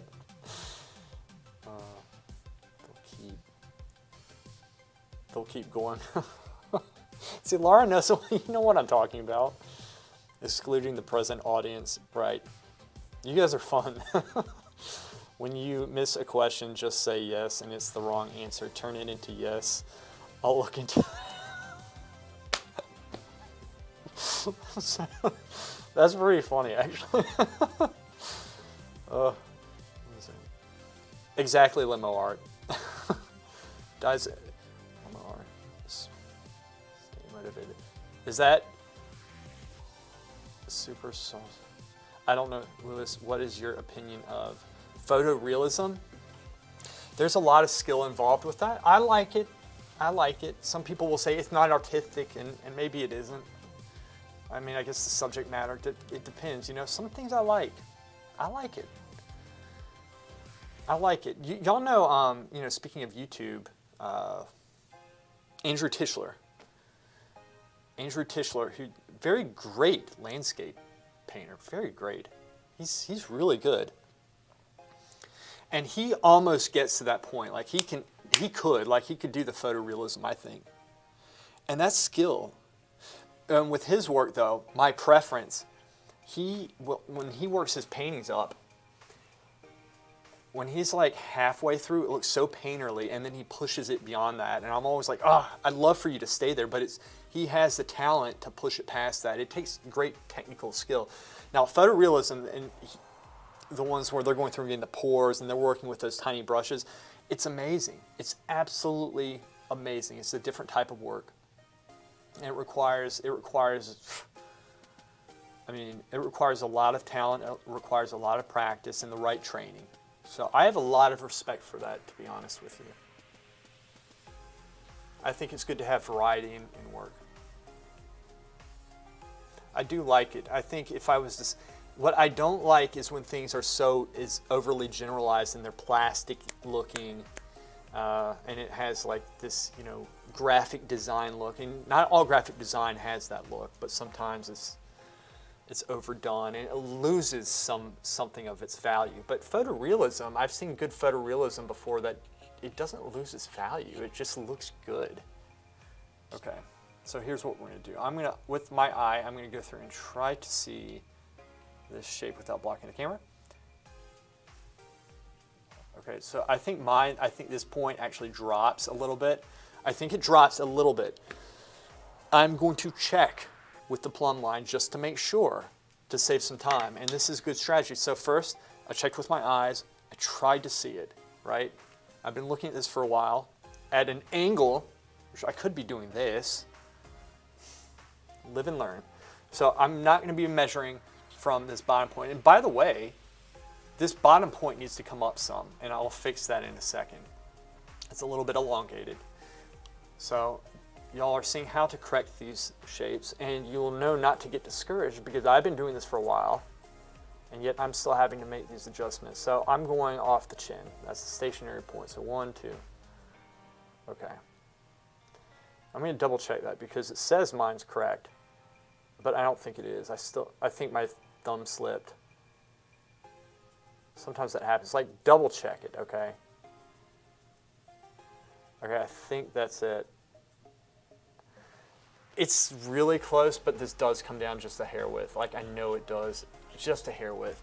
So sometimes when you're doing this, you have it here, and if you do this, it will actually make a slight difference. So you have to be very conscientious of what you're doing with it. So I'm just going to bring this down just a little bit.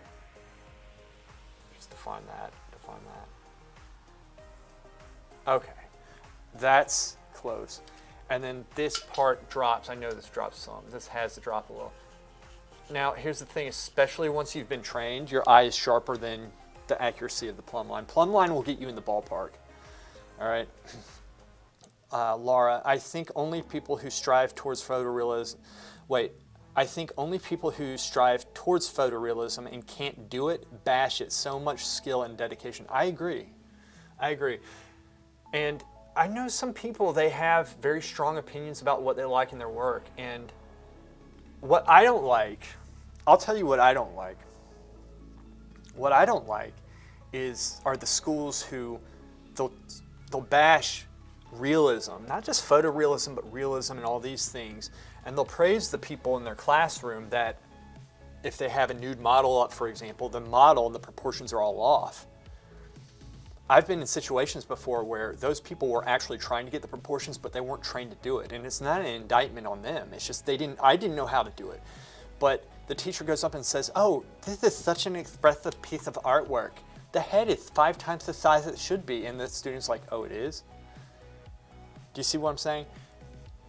Don't teach your students that stuff. You know, if you want to exaggerate the artwork, you need to be able to know why you're exaggerating and what you're exaggerating, not because it's out of control and you don't know what the hell you're doing. And that's, every student's like that. You can't, you know, every student, nobody knows what they're doing at first. Okay, so this definitely, remember I said this was a little bit long. I think this comes up some. This was too long here. This definitely goes up I think it just goes up a little bit here. I'm gonna bring it up some, and you know what? This is why we keep it light, so that we can bring it back down later. And so I'm losing the sharpness of my pencil. I'm going to turn it a little bit.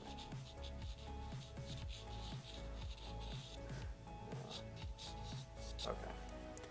There. Let's try that. That should fix the proportions to a degree. Is that? And we have this going across there. It goes up some, but not so much. And then I'm going to bring that down some a little bit because I might have brought it up too much. So we're using and that line is too thick. That line is too thick. You want it to be precise. You don't need like the thinnest line ever, but you just want precision. You want if you have solid technique, your brain's not going to work overtime trying to figure out the distances, right? It's not going to work overtime trying to figure out these distances. Let me just shape that. Look at that. You see how you can shape that? That's pretty cool, huh? Too short.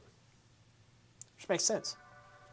This makes sense. This makes sense. It should make sense. Sometimes it won't make sense for a while, but you keep at it and you keep striving. Switch to the left hand, because I can do that. And we're just going to touch it, just a little bit of a touch there. Just touch it. And then we take this, and we just ever so slightly smooth it up as it falls, rises up into the neck. Okay.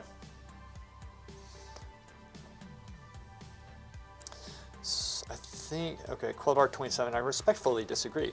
I mean, I respect the skill involved, but I don't appreciate it as an art piece personally. Okay, why is that, Quildar? Interesting. And sometimes we need specific examples because even within photorealism, there's like a variety that strikes some people and doesn't strike others. All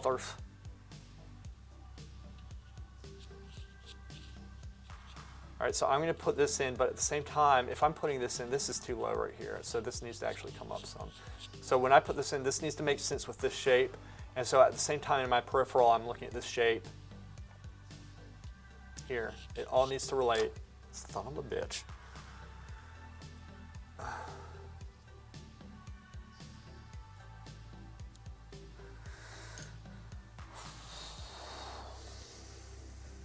Okay. So to be clear, I'm referring to someone talking about a photo and then recreating that photo 100%. Oh. Yeah. So I respect the skill involved in that. I do.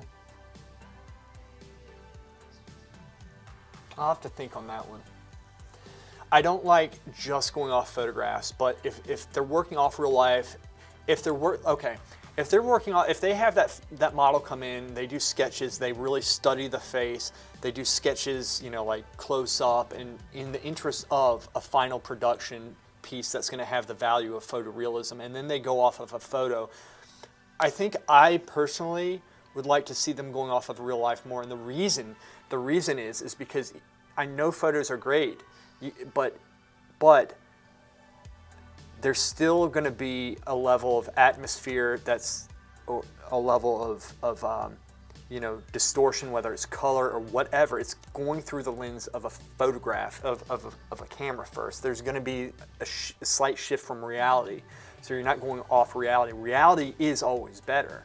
There's subtlety, there's color. There's also movement of the model. Like when you have a model sitting up in front of you, sometimes you get them in that perfect pose right in the beginning, but the great thing about having a live model is that they're giving you pose after pose after pose for the whole time that they're up there, whether how subtle it is, whether they sink into it. Sometimes I've had a drawing almost done of the model, and then they sink into this beautiful pose that I never even, it's just they're natural or they're thinking about something, and you can go through and capture that.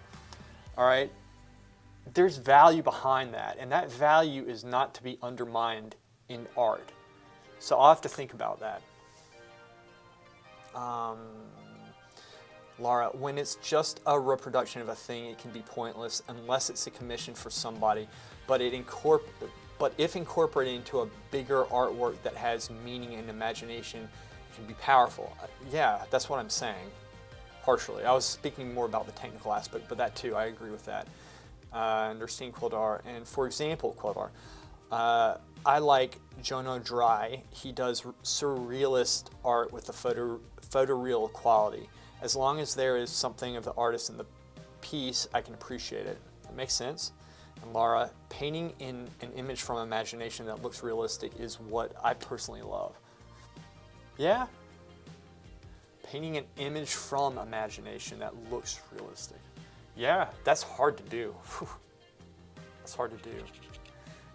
And again, it helps when you're in the practice of live model drawing or what have you.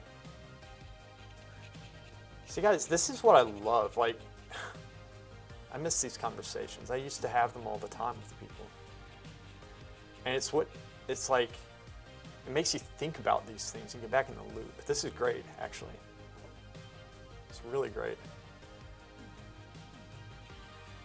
Huh. So now I'm starting to think about stuff. That's good. All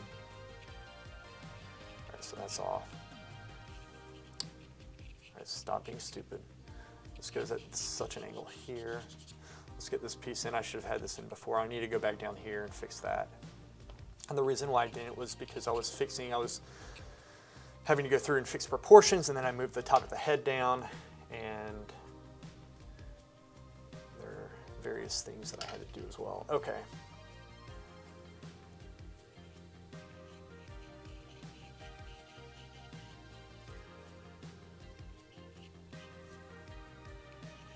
Again, you don't want to get too dark with it because it's like a little bit tricky to draw. This is close, but this comes lightly, ever so lightly, and then this comes up. This is here, this is here. This comes up to there. Okay, I think it's like that, and this, okay. I kept it light with the confidence that I was making lines. It was just, they were over darker values, so I wasn't necessarily seeing them. So I'm gonna go through, and I'm not gonna go down to the paper. I'm gonna try to just bring the value up some there. All right, so we kind of have this cut out some. This part actually drops. Down just a hair width that way. Notice I still haven't rounded anything really. I'm just doing straight lines and working with the eraser. Very valuable method because we're still working with these angles. Okay, this part right here, this is too wide because this is over some. Okay. Now I need to look just at the whole thing and just back up, make sure that this eye is not going too far that way, whatever. And if I need to shift it, I can because I kept it very basic. So I'm going to go through and actually clean up the inside of this a little bit so that it's more defined shadow shapes. And so you see all those little crisscrossing lines here. Watch this. Let's go through. Touch, touch, touch. We're just lightening it up. Just a little, lighting it up. There we go, just a little. We're evening it out, see? It's a little bit easier to see, right? You want to have nice defined shadow shapes here. Okay, so we lost this drawing here. So if this is here, this would be here. This would come up at such an angle. This might raise a slight bit, like a slight bit. That goes up just a slight bit.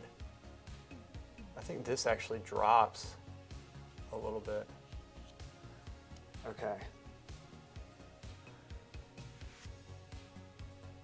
Oh, you bought a house, Queldar 27? That's awesome. Oh, good, painting room. Congrats, Queldar. Yes. What do you like to paint and what is your medium of choice, Queldar?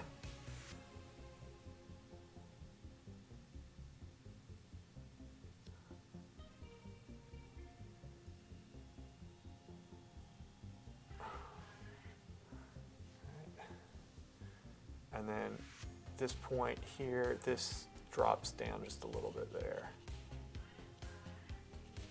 Okay.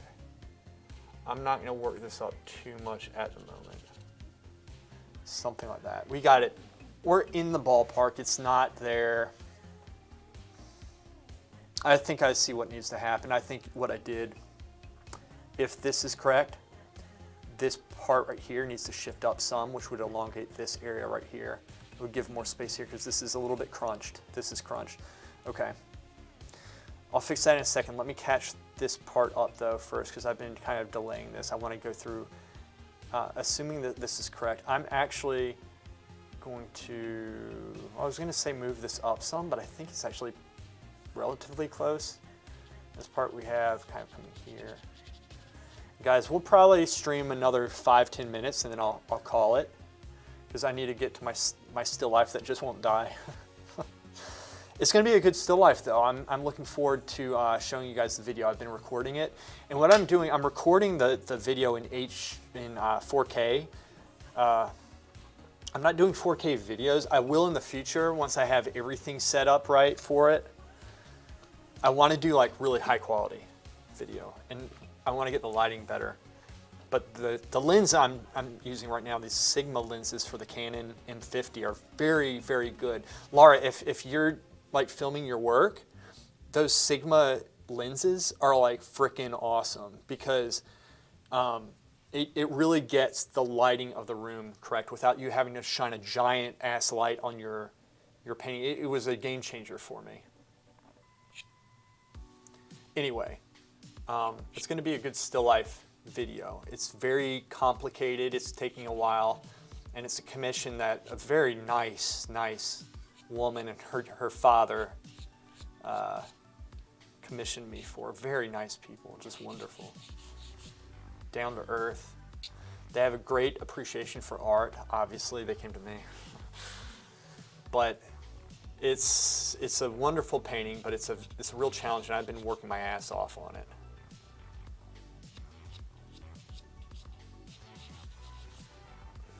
Okay.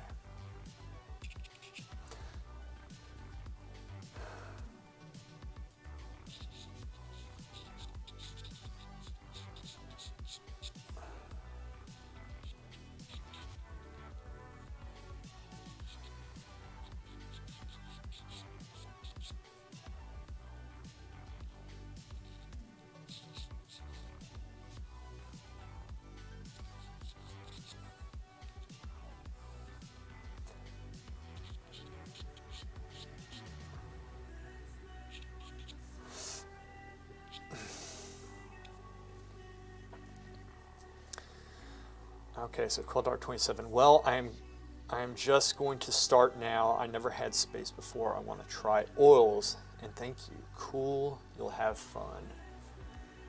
You will, Coil Dart. It'll be good.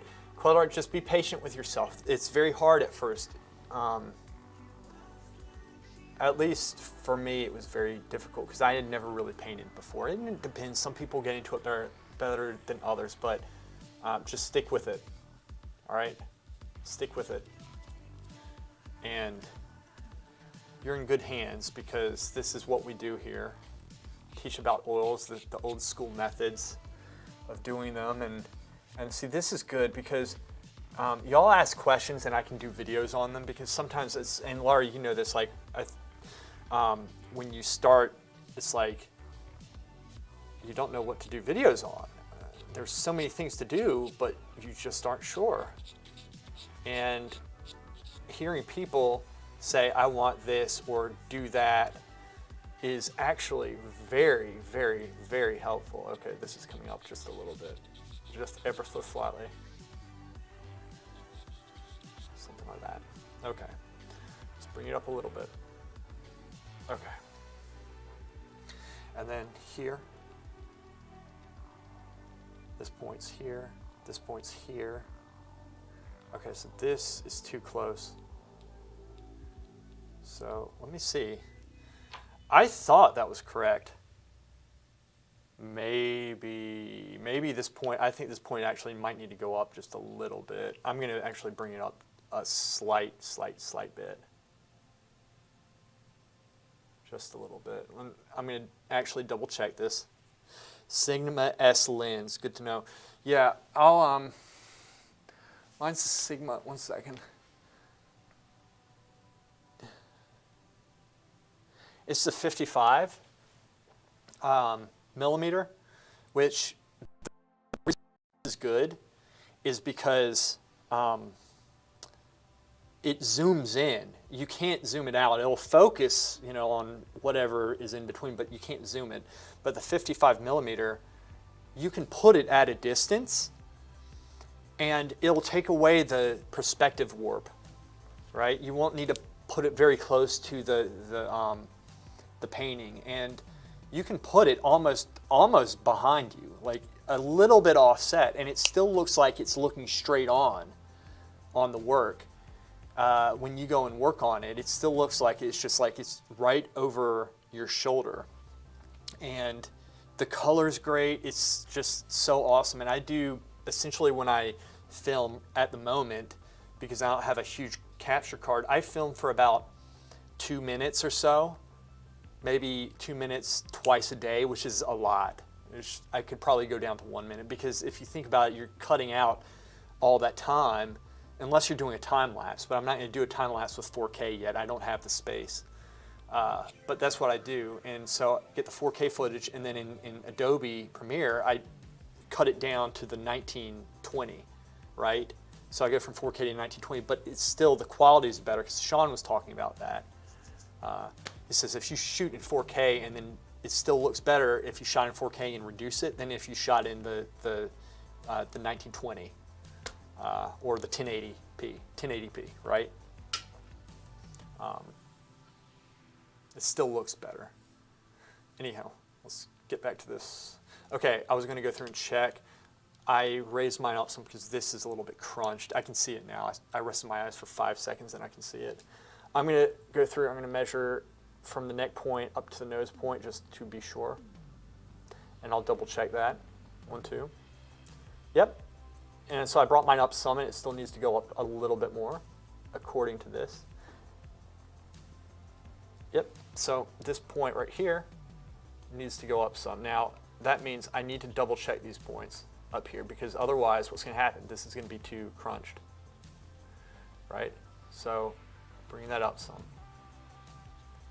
Now, why didn't I bring this down? If I bring this down, this whole shape's going to be incorrect.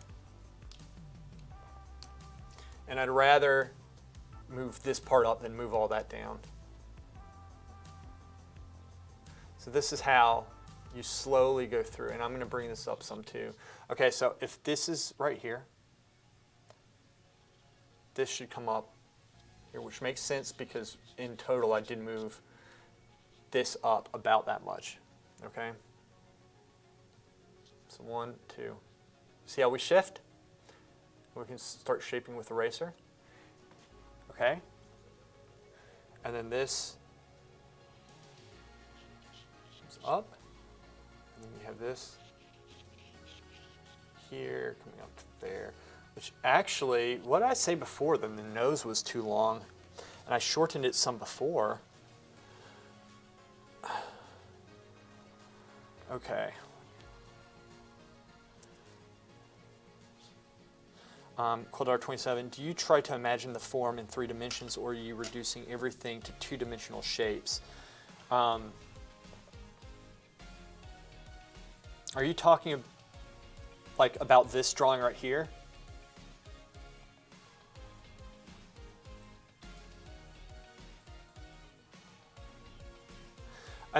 I think to answer that question, I don't know, let me think about that. You have to translate it into 2-dimensional, but you need to be thinking of that 3-dimensional. It's not as much whether it's 3-dimensional or 2-dimensional. It's more of you're trying to simplify a complex subject. That's why, like for example, this is a good example right here, right down here. You have the neck area, and then you have the collarbone area, you have the collarbone area, and it kind of comes behind it. So you're thinking, if you're thinking 3-dimensional, right? You're putting this down. You're not just copying it. You don't just want to copy 2-dimension. You want to think about 3-dimensional, and it'll have that sculptural look. It'll have the 3-dimensional feel if you're paying that close attention to that. All right? So translating over from 3-dimensional to 2-dimensional is a separate thing than thinking of it 3-dimensional and 2-dimensional. I think of it as 3-dimensional. And in fact, when I'm drawing my work, when I'm drawing, say if I have a model sitting in front of me, I'll walk up to the model sometimes and I'll look around his head, especially like if there's a 3/4 shot and you see this cheekbone is coming up and then the eye socket oftentimes comes down and then there's this zygomatic arch that kind of goes up around it. Instead of just going through and drawing that 2-dimensionally, you want to go and look at that and understand the structure of it, and then you can go through and draw it 3-dimensionally on a 2D surface. So I think you always want to be thinking about things 3-dimensional. That's my opinion on it. And that's, I think, what I do for the most part. I think when I'm not drawing good, I'm looking at it and just thinking 2-dimension, and I'm not taking into account the 3-dimensionality. Does that make sense? Yes, I try to do that when I draw portraits, understanding how the form turns and what anatomical feature I'm looking at. Exactly. You have to understand it, and it's a 3-dimensional form. That's different than translating it from 3D to 2D, right? You still can think about it 3-dimensionally, and that's how, and if you do that, it will show in your work. That is hard to do, but that's what I do recommend striving for, if that makes sense. Okay, if this is here, this comes out just a little bit, just a little, and then I'm going to bring this up some. Okay, and then this part right here.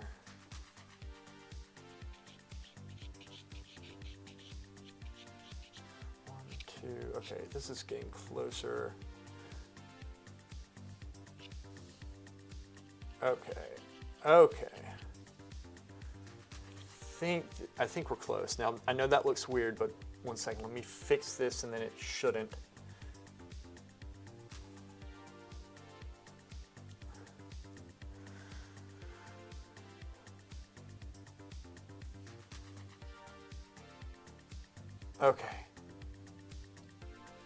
Okay, now I notice this one slightly too much like that. I can still fix that. Give me a sec. Down, and then let's just cut this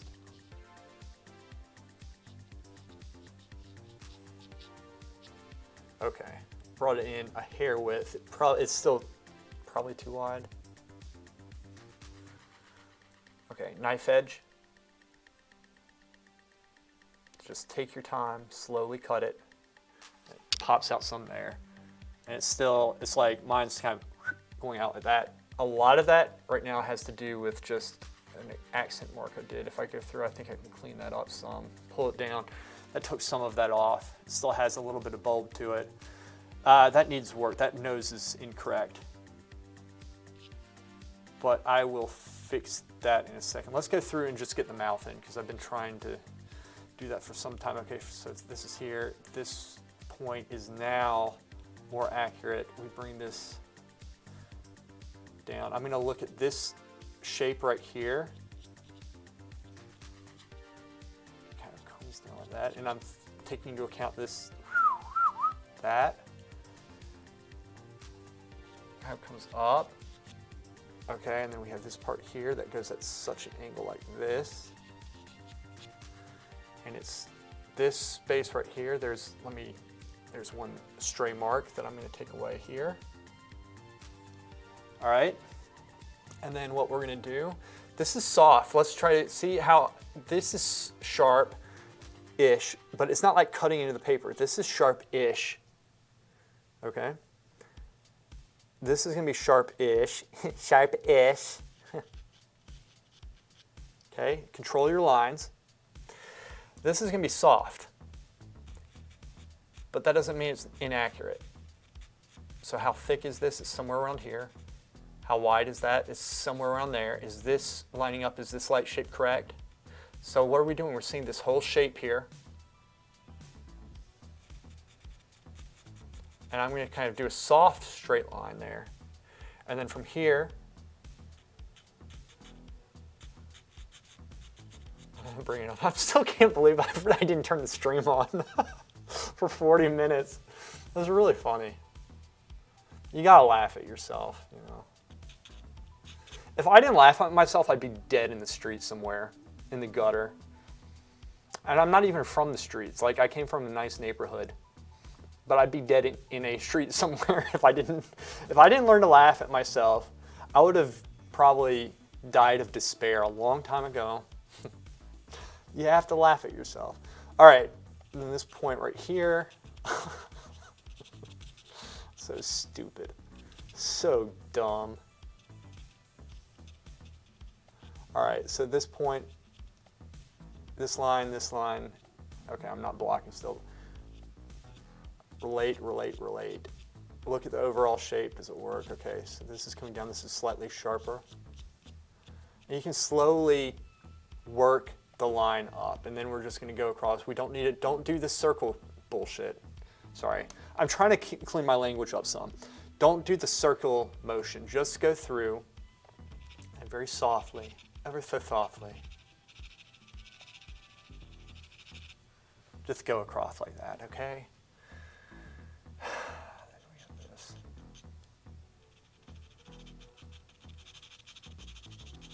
So, guys, let's reiterate what just happened here.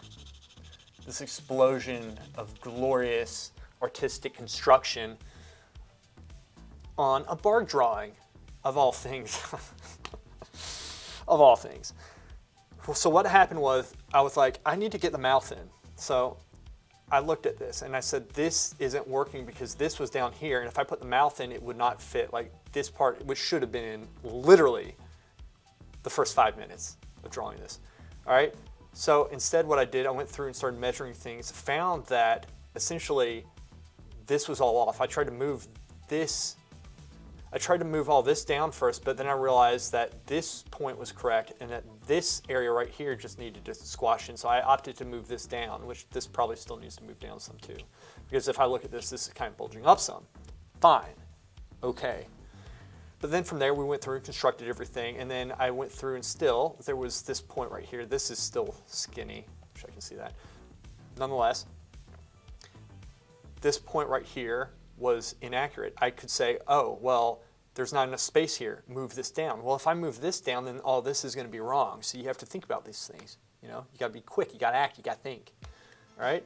So then we go through. We move this up, and it should work within, you know, the confines of this area right here. So that's how we went through. We got the space here. And so by adding this in, we ended up correcting huge shapes. Huge shapes. All right? Okay. Try and imagine from form. Yes, I tried to do that when I draw. Lemo art. Any tip on staying motivated with doing Bargue copies? Let me think about that for a second. I do have them. Let me just organize my thoughts.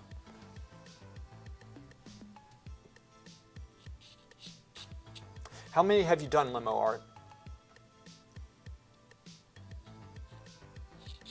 And do you have somebody who's critiquing you at the same time? Or are you doing them by yourself via the Charles Bargue book? This is way too skinny. And why? Because I moved this up, remember? So when this goes up, you have to move everything else up. You've done 3, okay. And you're doing them, are you working them progressively? Are you going from easy, medium to harder, like that? I do them with help of the book. Okay. All right, so one of the things that, let me think.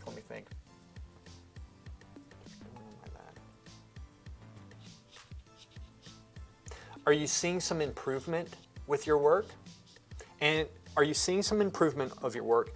And is there a drawing, are one of those drawings something that you're proud of? Like, is there something that you really liked or you're impressed that you did?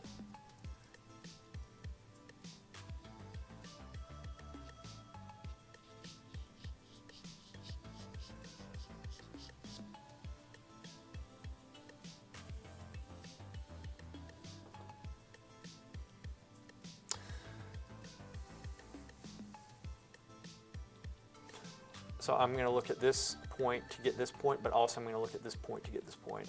So both. So I'm going to try to see this as a shape, a whole shape. And I'm going to try to see this as a shape. And then that way you have a better chance of getting this shape.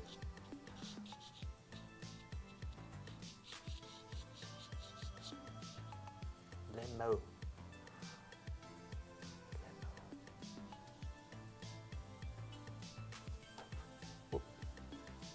Yeah, I got so much better with them.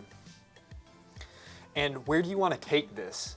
Are you wanting to do this type of work, like very fine classical type of painting, very, high class intellectual, so that you can look down upon all the peons and peasants out there, dominate them with your mind, in simple conversation?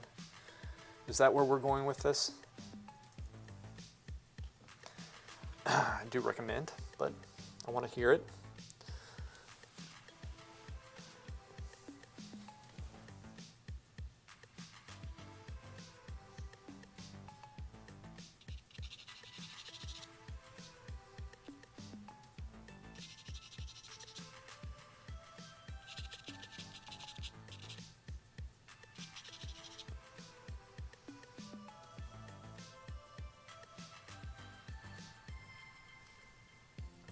And this is relevant because I don't want to give you a generic answer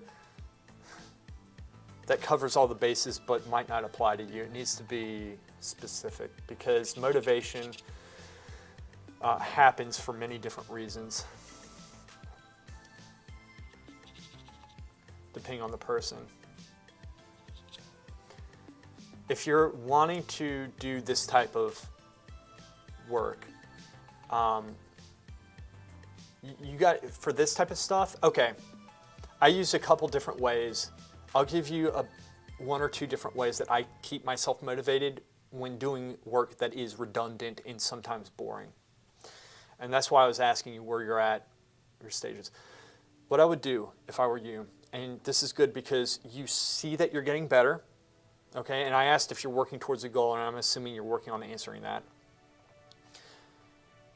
And when you draw and you've gotten into it, that's oftentimes a feeling that you have. When you go through these feelings, and this goes for everybody, like when you're going through a emotion, when you're into your work, stop for a second at that time and say, this is like why I'm into it. It's new.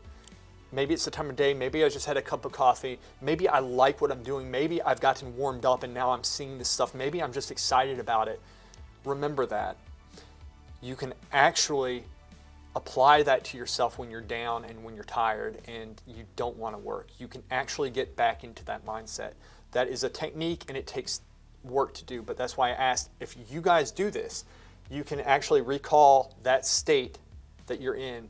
But what the main thing you want to do is you want to have a crystal clear image in your mind of the fact, Limo, that you got better, that this stuff is beneficial, that it's going to be amazing, and you have to picture yourself a year from now or a month from now and get excited about it and be like, you know what, this is a step towards my goal. And like, you have to make it a reality, right?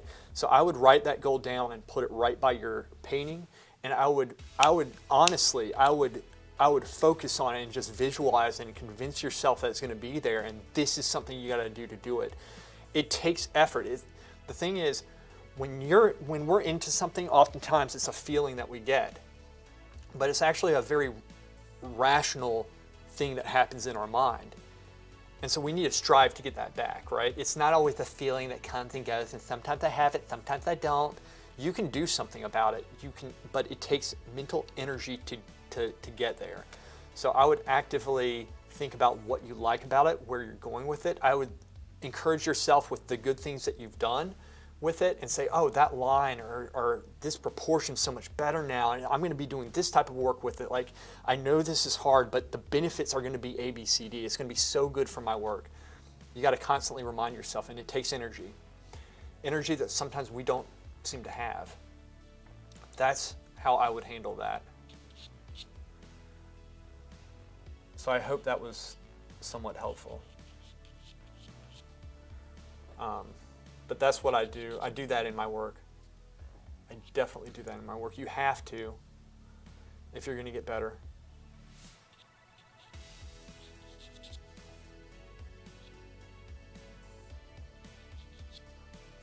You have to if you're going to get better. It's in anything. It's in, I do that if I'm trying to get into shape. I picture myself how I'll feel, the benefits of it. Mainly it's how I feel. I love feeling like I just worked out and being able to breathe very, very smoothly. You're welcome. I hope that was helpful. And be specific with me as you are comfortable, as you are. I don't want to make you uncomfortable, but understand, art, there are a lot of people who get into it and they're meant to do it, and they get out of it because it gets hard, right? It gets hard and they don't know what to do with it. They don't know where to go, or they think that they're not good enough, or they look at people and they say they're better, or they're not into it, like their brains just aren't into it. This is normal. This is very normal, very normal. You guys stick with this stuff and just keep doing it. But getting into things takes it takes effort, because everything after a while becomes redundant in the job, right? And you have to treat, if you're going into art, you have to treat it as work. I know people are like, oh, you shouldn't treat it as work. It should be fun. If it's something you love doing, just do it. But that's true, but it's not always the case. You're going to have days where you're going to have to force yourself to go in. There's going to be days where you're unsuccessful in getting into it. But you got to think of how you want to feel at the end of the day. Do I want to feel like, at the end of the day, like, damn it, I laid on the couch. Now I got to work extra hard tomorrow.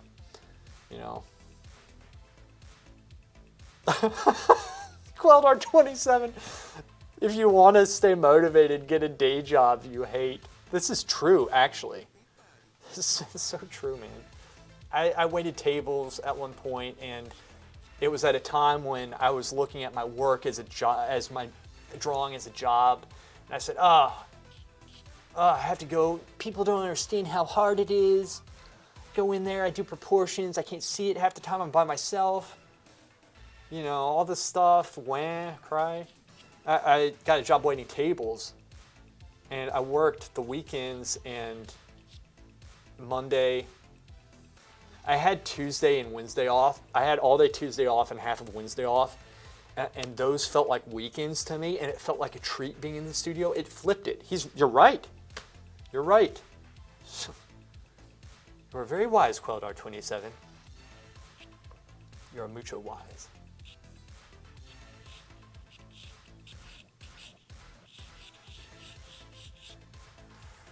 Okay, let's double check this stuff. So,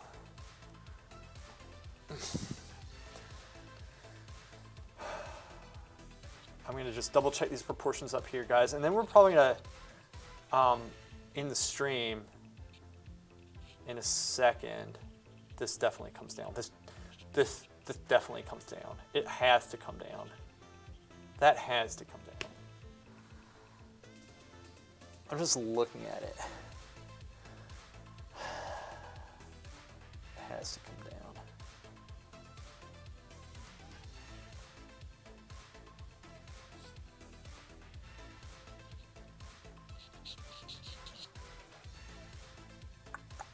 Just throw it right there.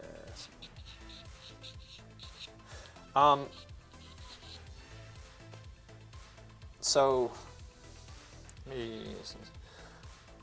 I look forward to drawing all day at work. Yeah, that'll do it, man. And Laura, realize that you're actually playing and it's something you like to do for you. And then Limo, when is my next stream is going to be Thursday at 11:30 a.m. And Yuri also, I'm going to do a later one for him. I don't know if Yuri's a male or female. I think it's a male. And I'm going to do one for him at least and try to get some people, you know, and it will be at some point 6 o'clock in the evening Eastern time. So we tried to start at 11:30. If I hit stream, it would have worked. 11:30 a.m. But it'll be 5 o'clock p.m. Anyhow, yeah, it's a mentality thing. If I come in here thinking to myself, this is work, this sucks, you know what? It's going to suck and it's going to feel like work and I'm not going to do good. If I come in here thinking, damn, I'm so lucky, I get to do this stuff, I get to improve, I could be, you know, in a much better, like, you know, the kumbaya, not kumbaya, but a good mentality. You need to work on your mentality. Like, I need to work on my mentality. I used to be so damn negative all the time, and I shot myself in the foot with it and consequently didn't produce like I should have. It's a mentality thing. You have to work at it. Sometimes you're not going to have it, and that means you just have to work at it. All right, so I'm going to show you all something about lines, and I think y'all might know this, but this will help you greatly, okay? Really, I haven't curved anything yet, right? I haven't curved anything. I don't know why I put that in because that's probably wrong. But anyway, let me show you something. When I do straight lines, and this is so important, this is like the foundation. So I keep this, how do I sharpen this? First off, I get an X-Acto knife.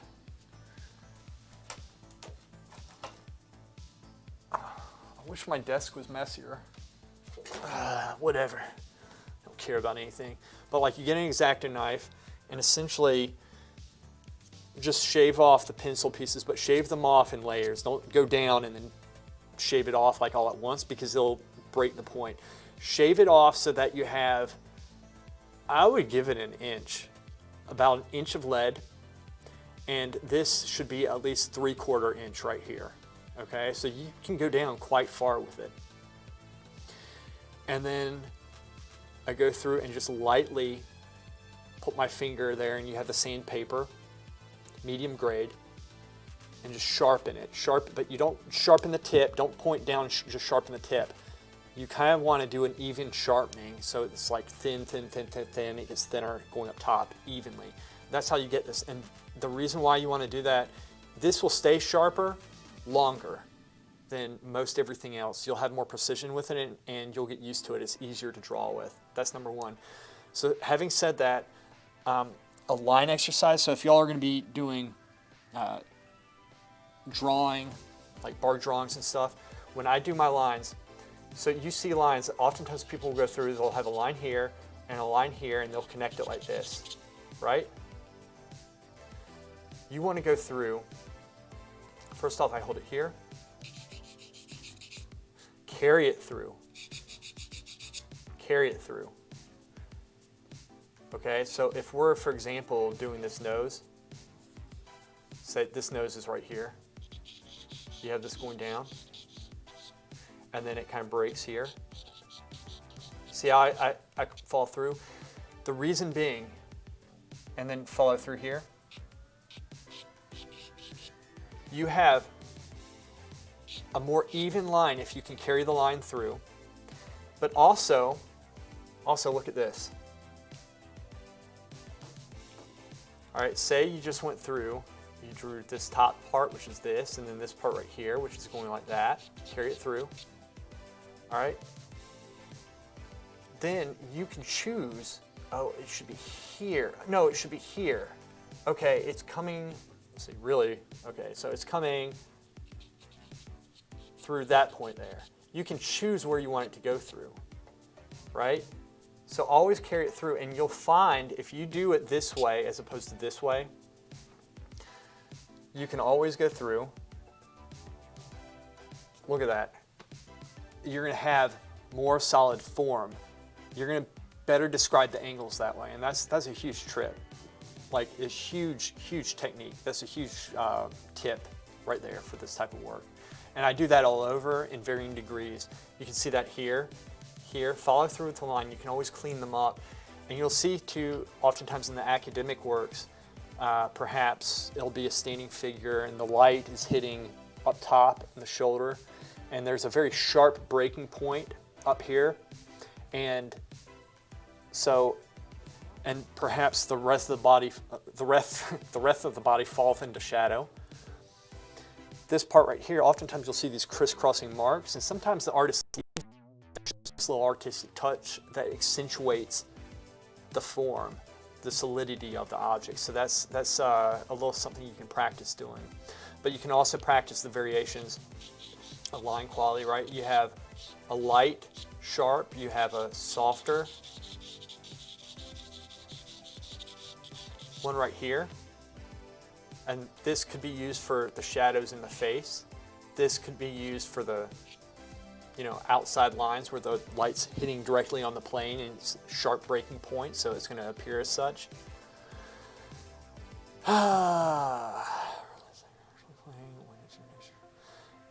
Is a jumper you have to knit.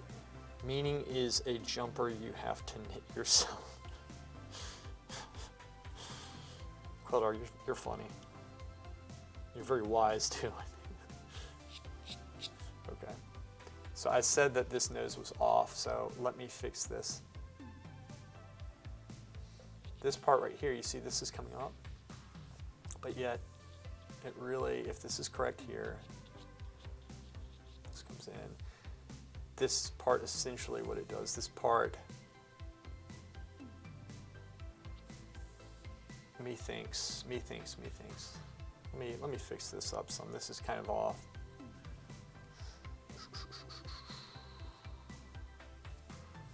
So this is going up, but you have this little bulbous part here coming in.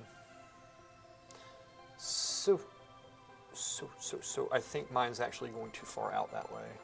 A little bit. Might be sticking out just slightly too far. Okay, so we're losing a little bit of the drawing for the sake of correcting this. It's okay, it's normal. I brought it in a hair width. And this needs to be slightly sharper. So I'm going to sharpen it some.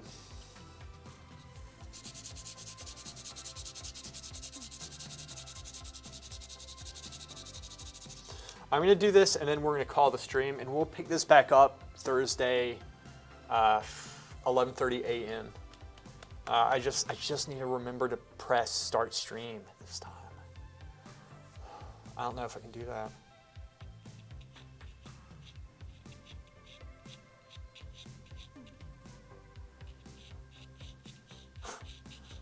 Okay. This actually comes in just a little bit goes down. Out.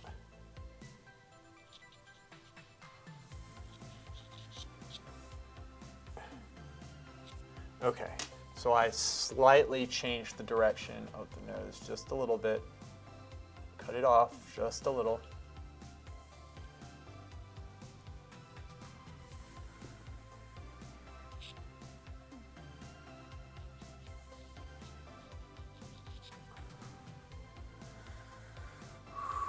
That actually comes up just a hair width. See guys how you can like just keep on changing, working this, and this is such a great mental exercise too. You just take your time. So sometimes like this stuff, see, I can go through, let me carry that through so it's kind of like it's more defined. This angle is too much like that. It should be more down just a little bit.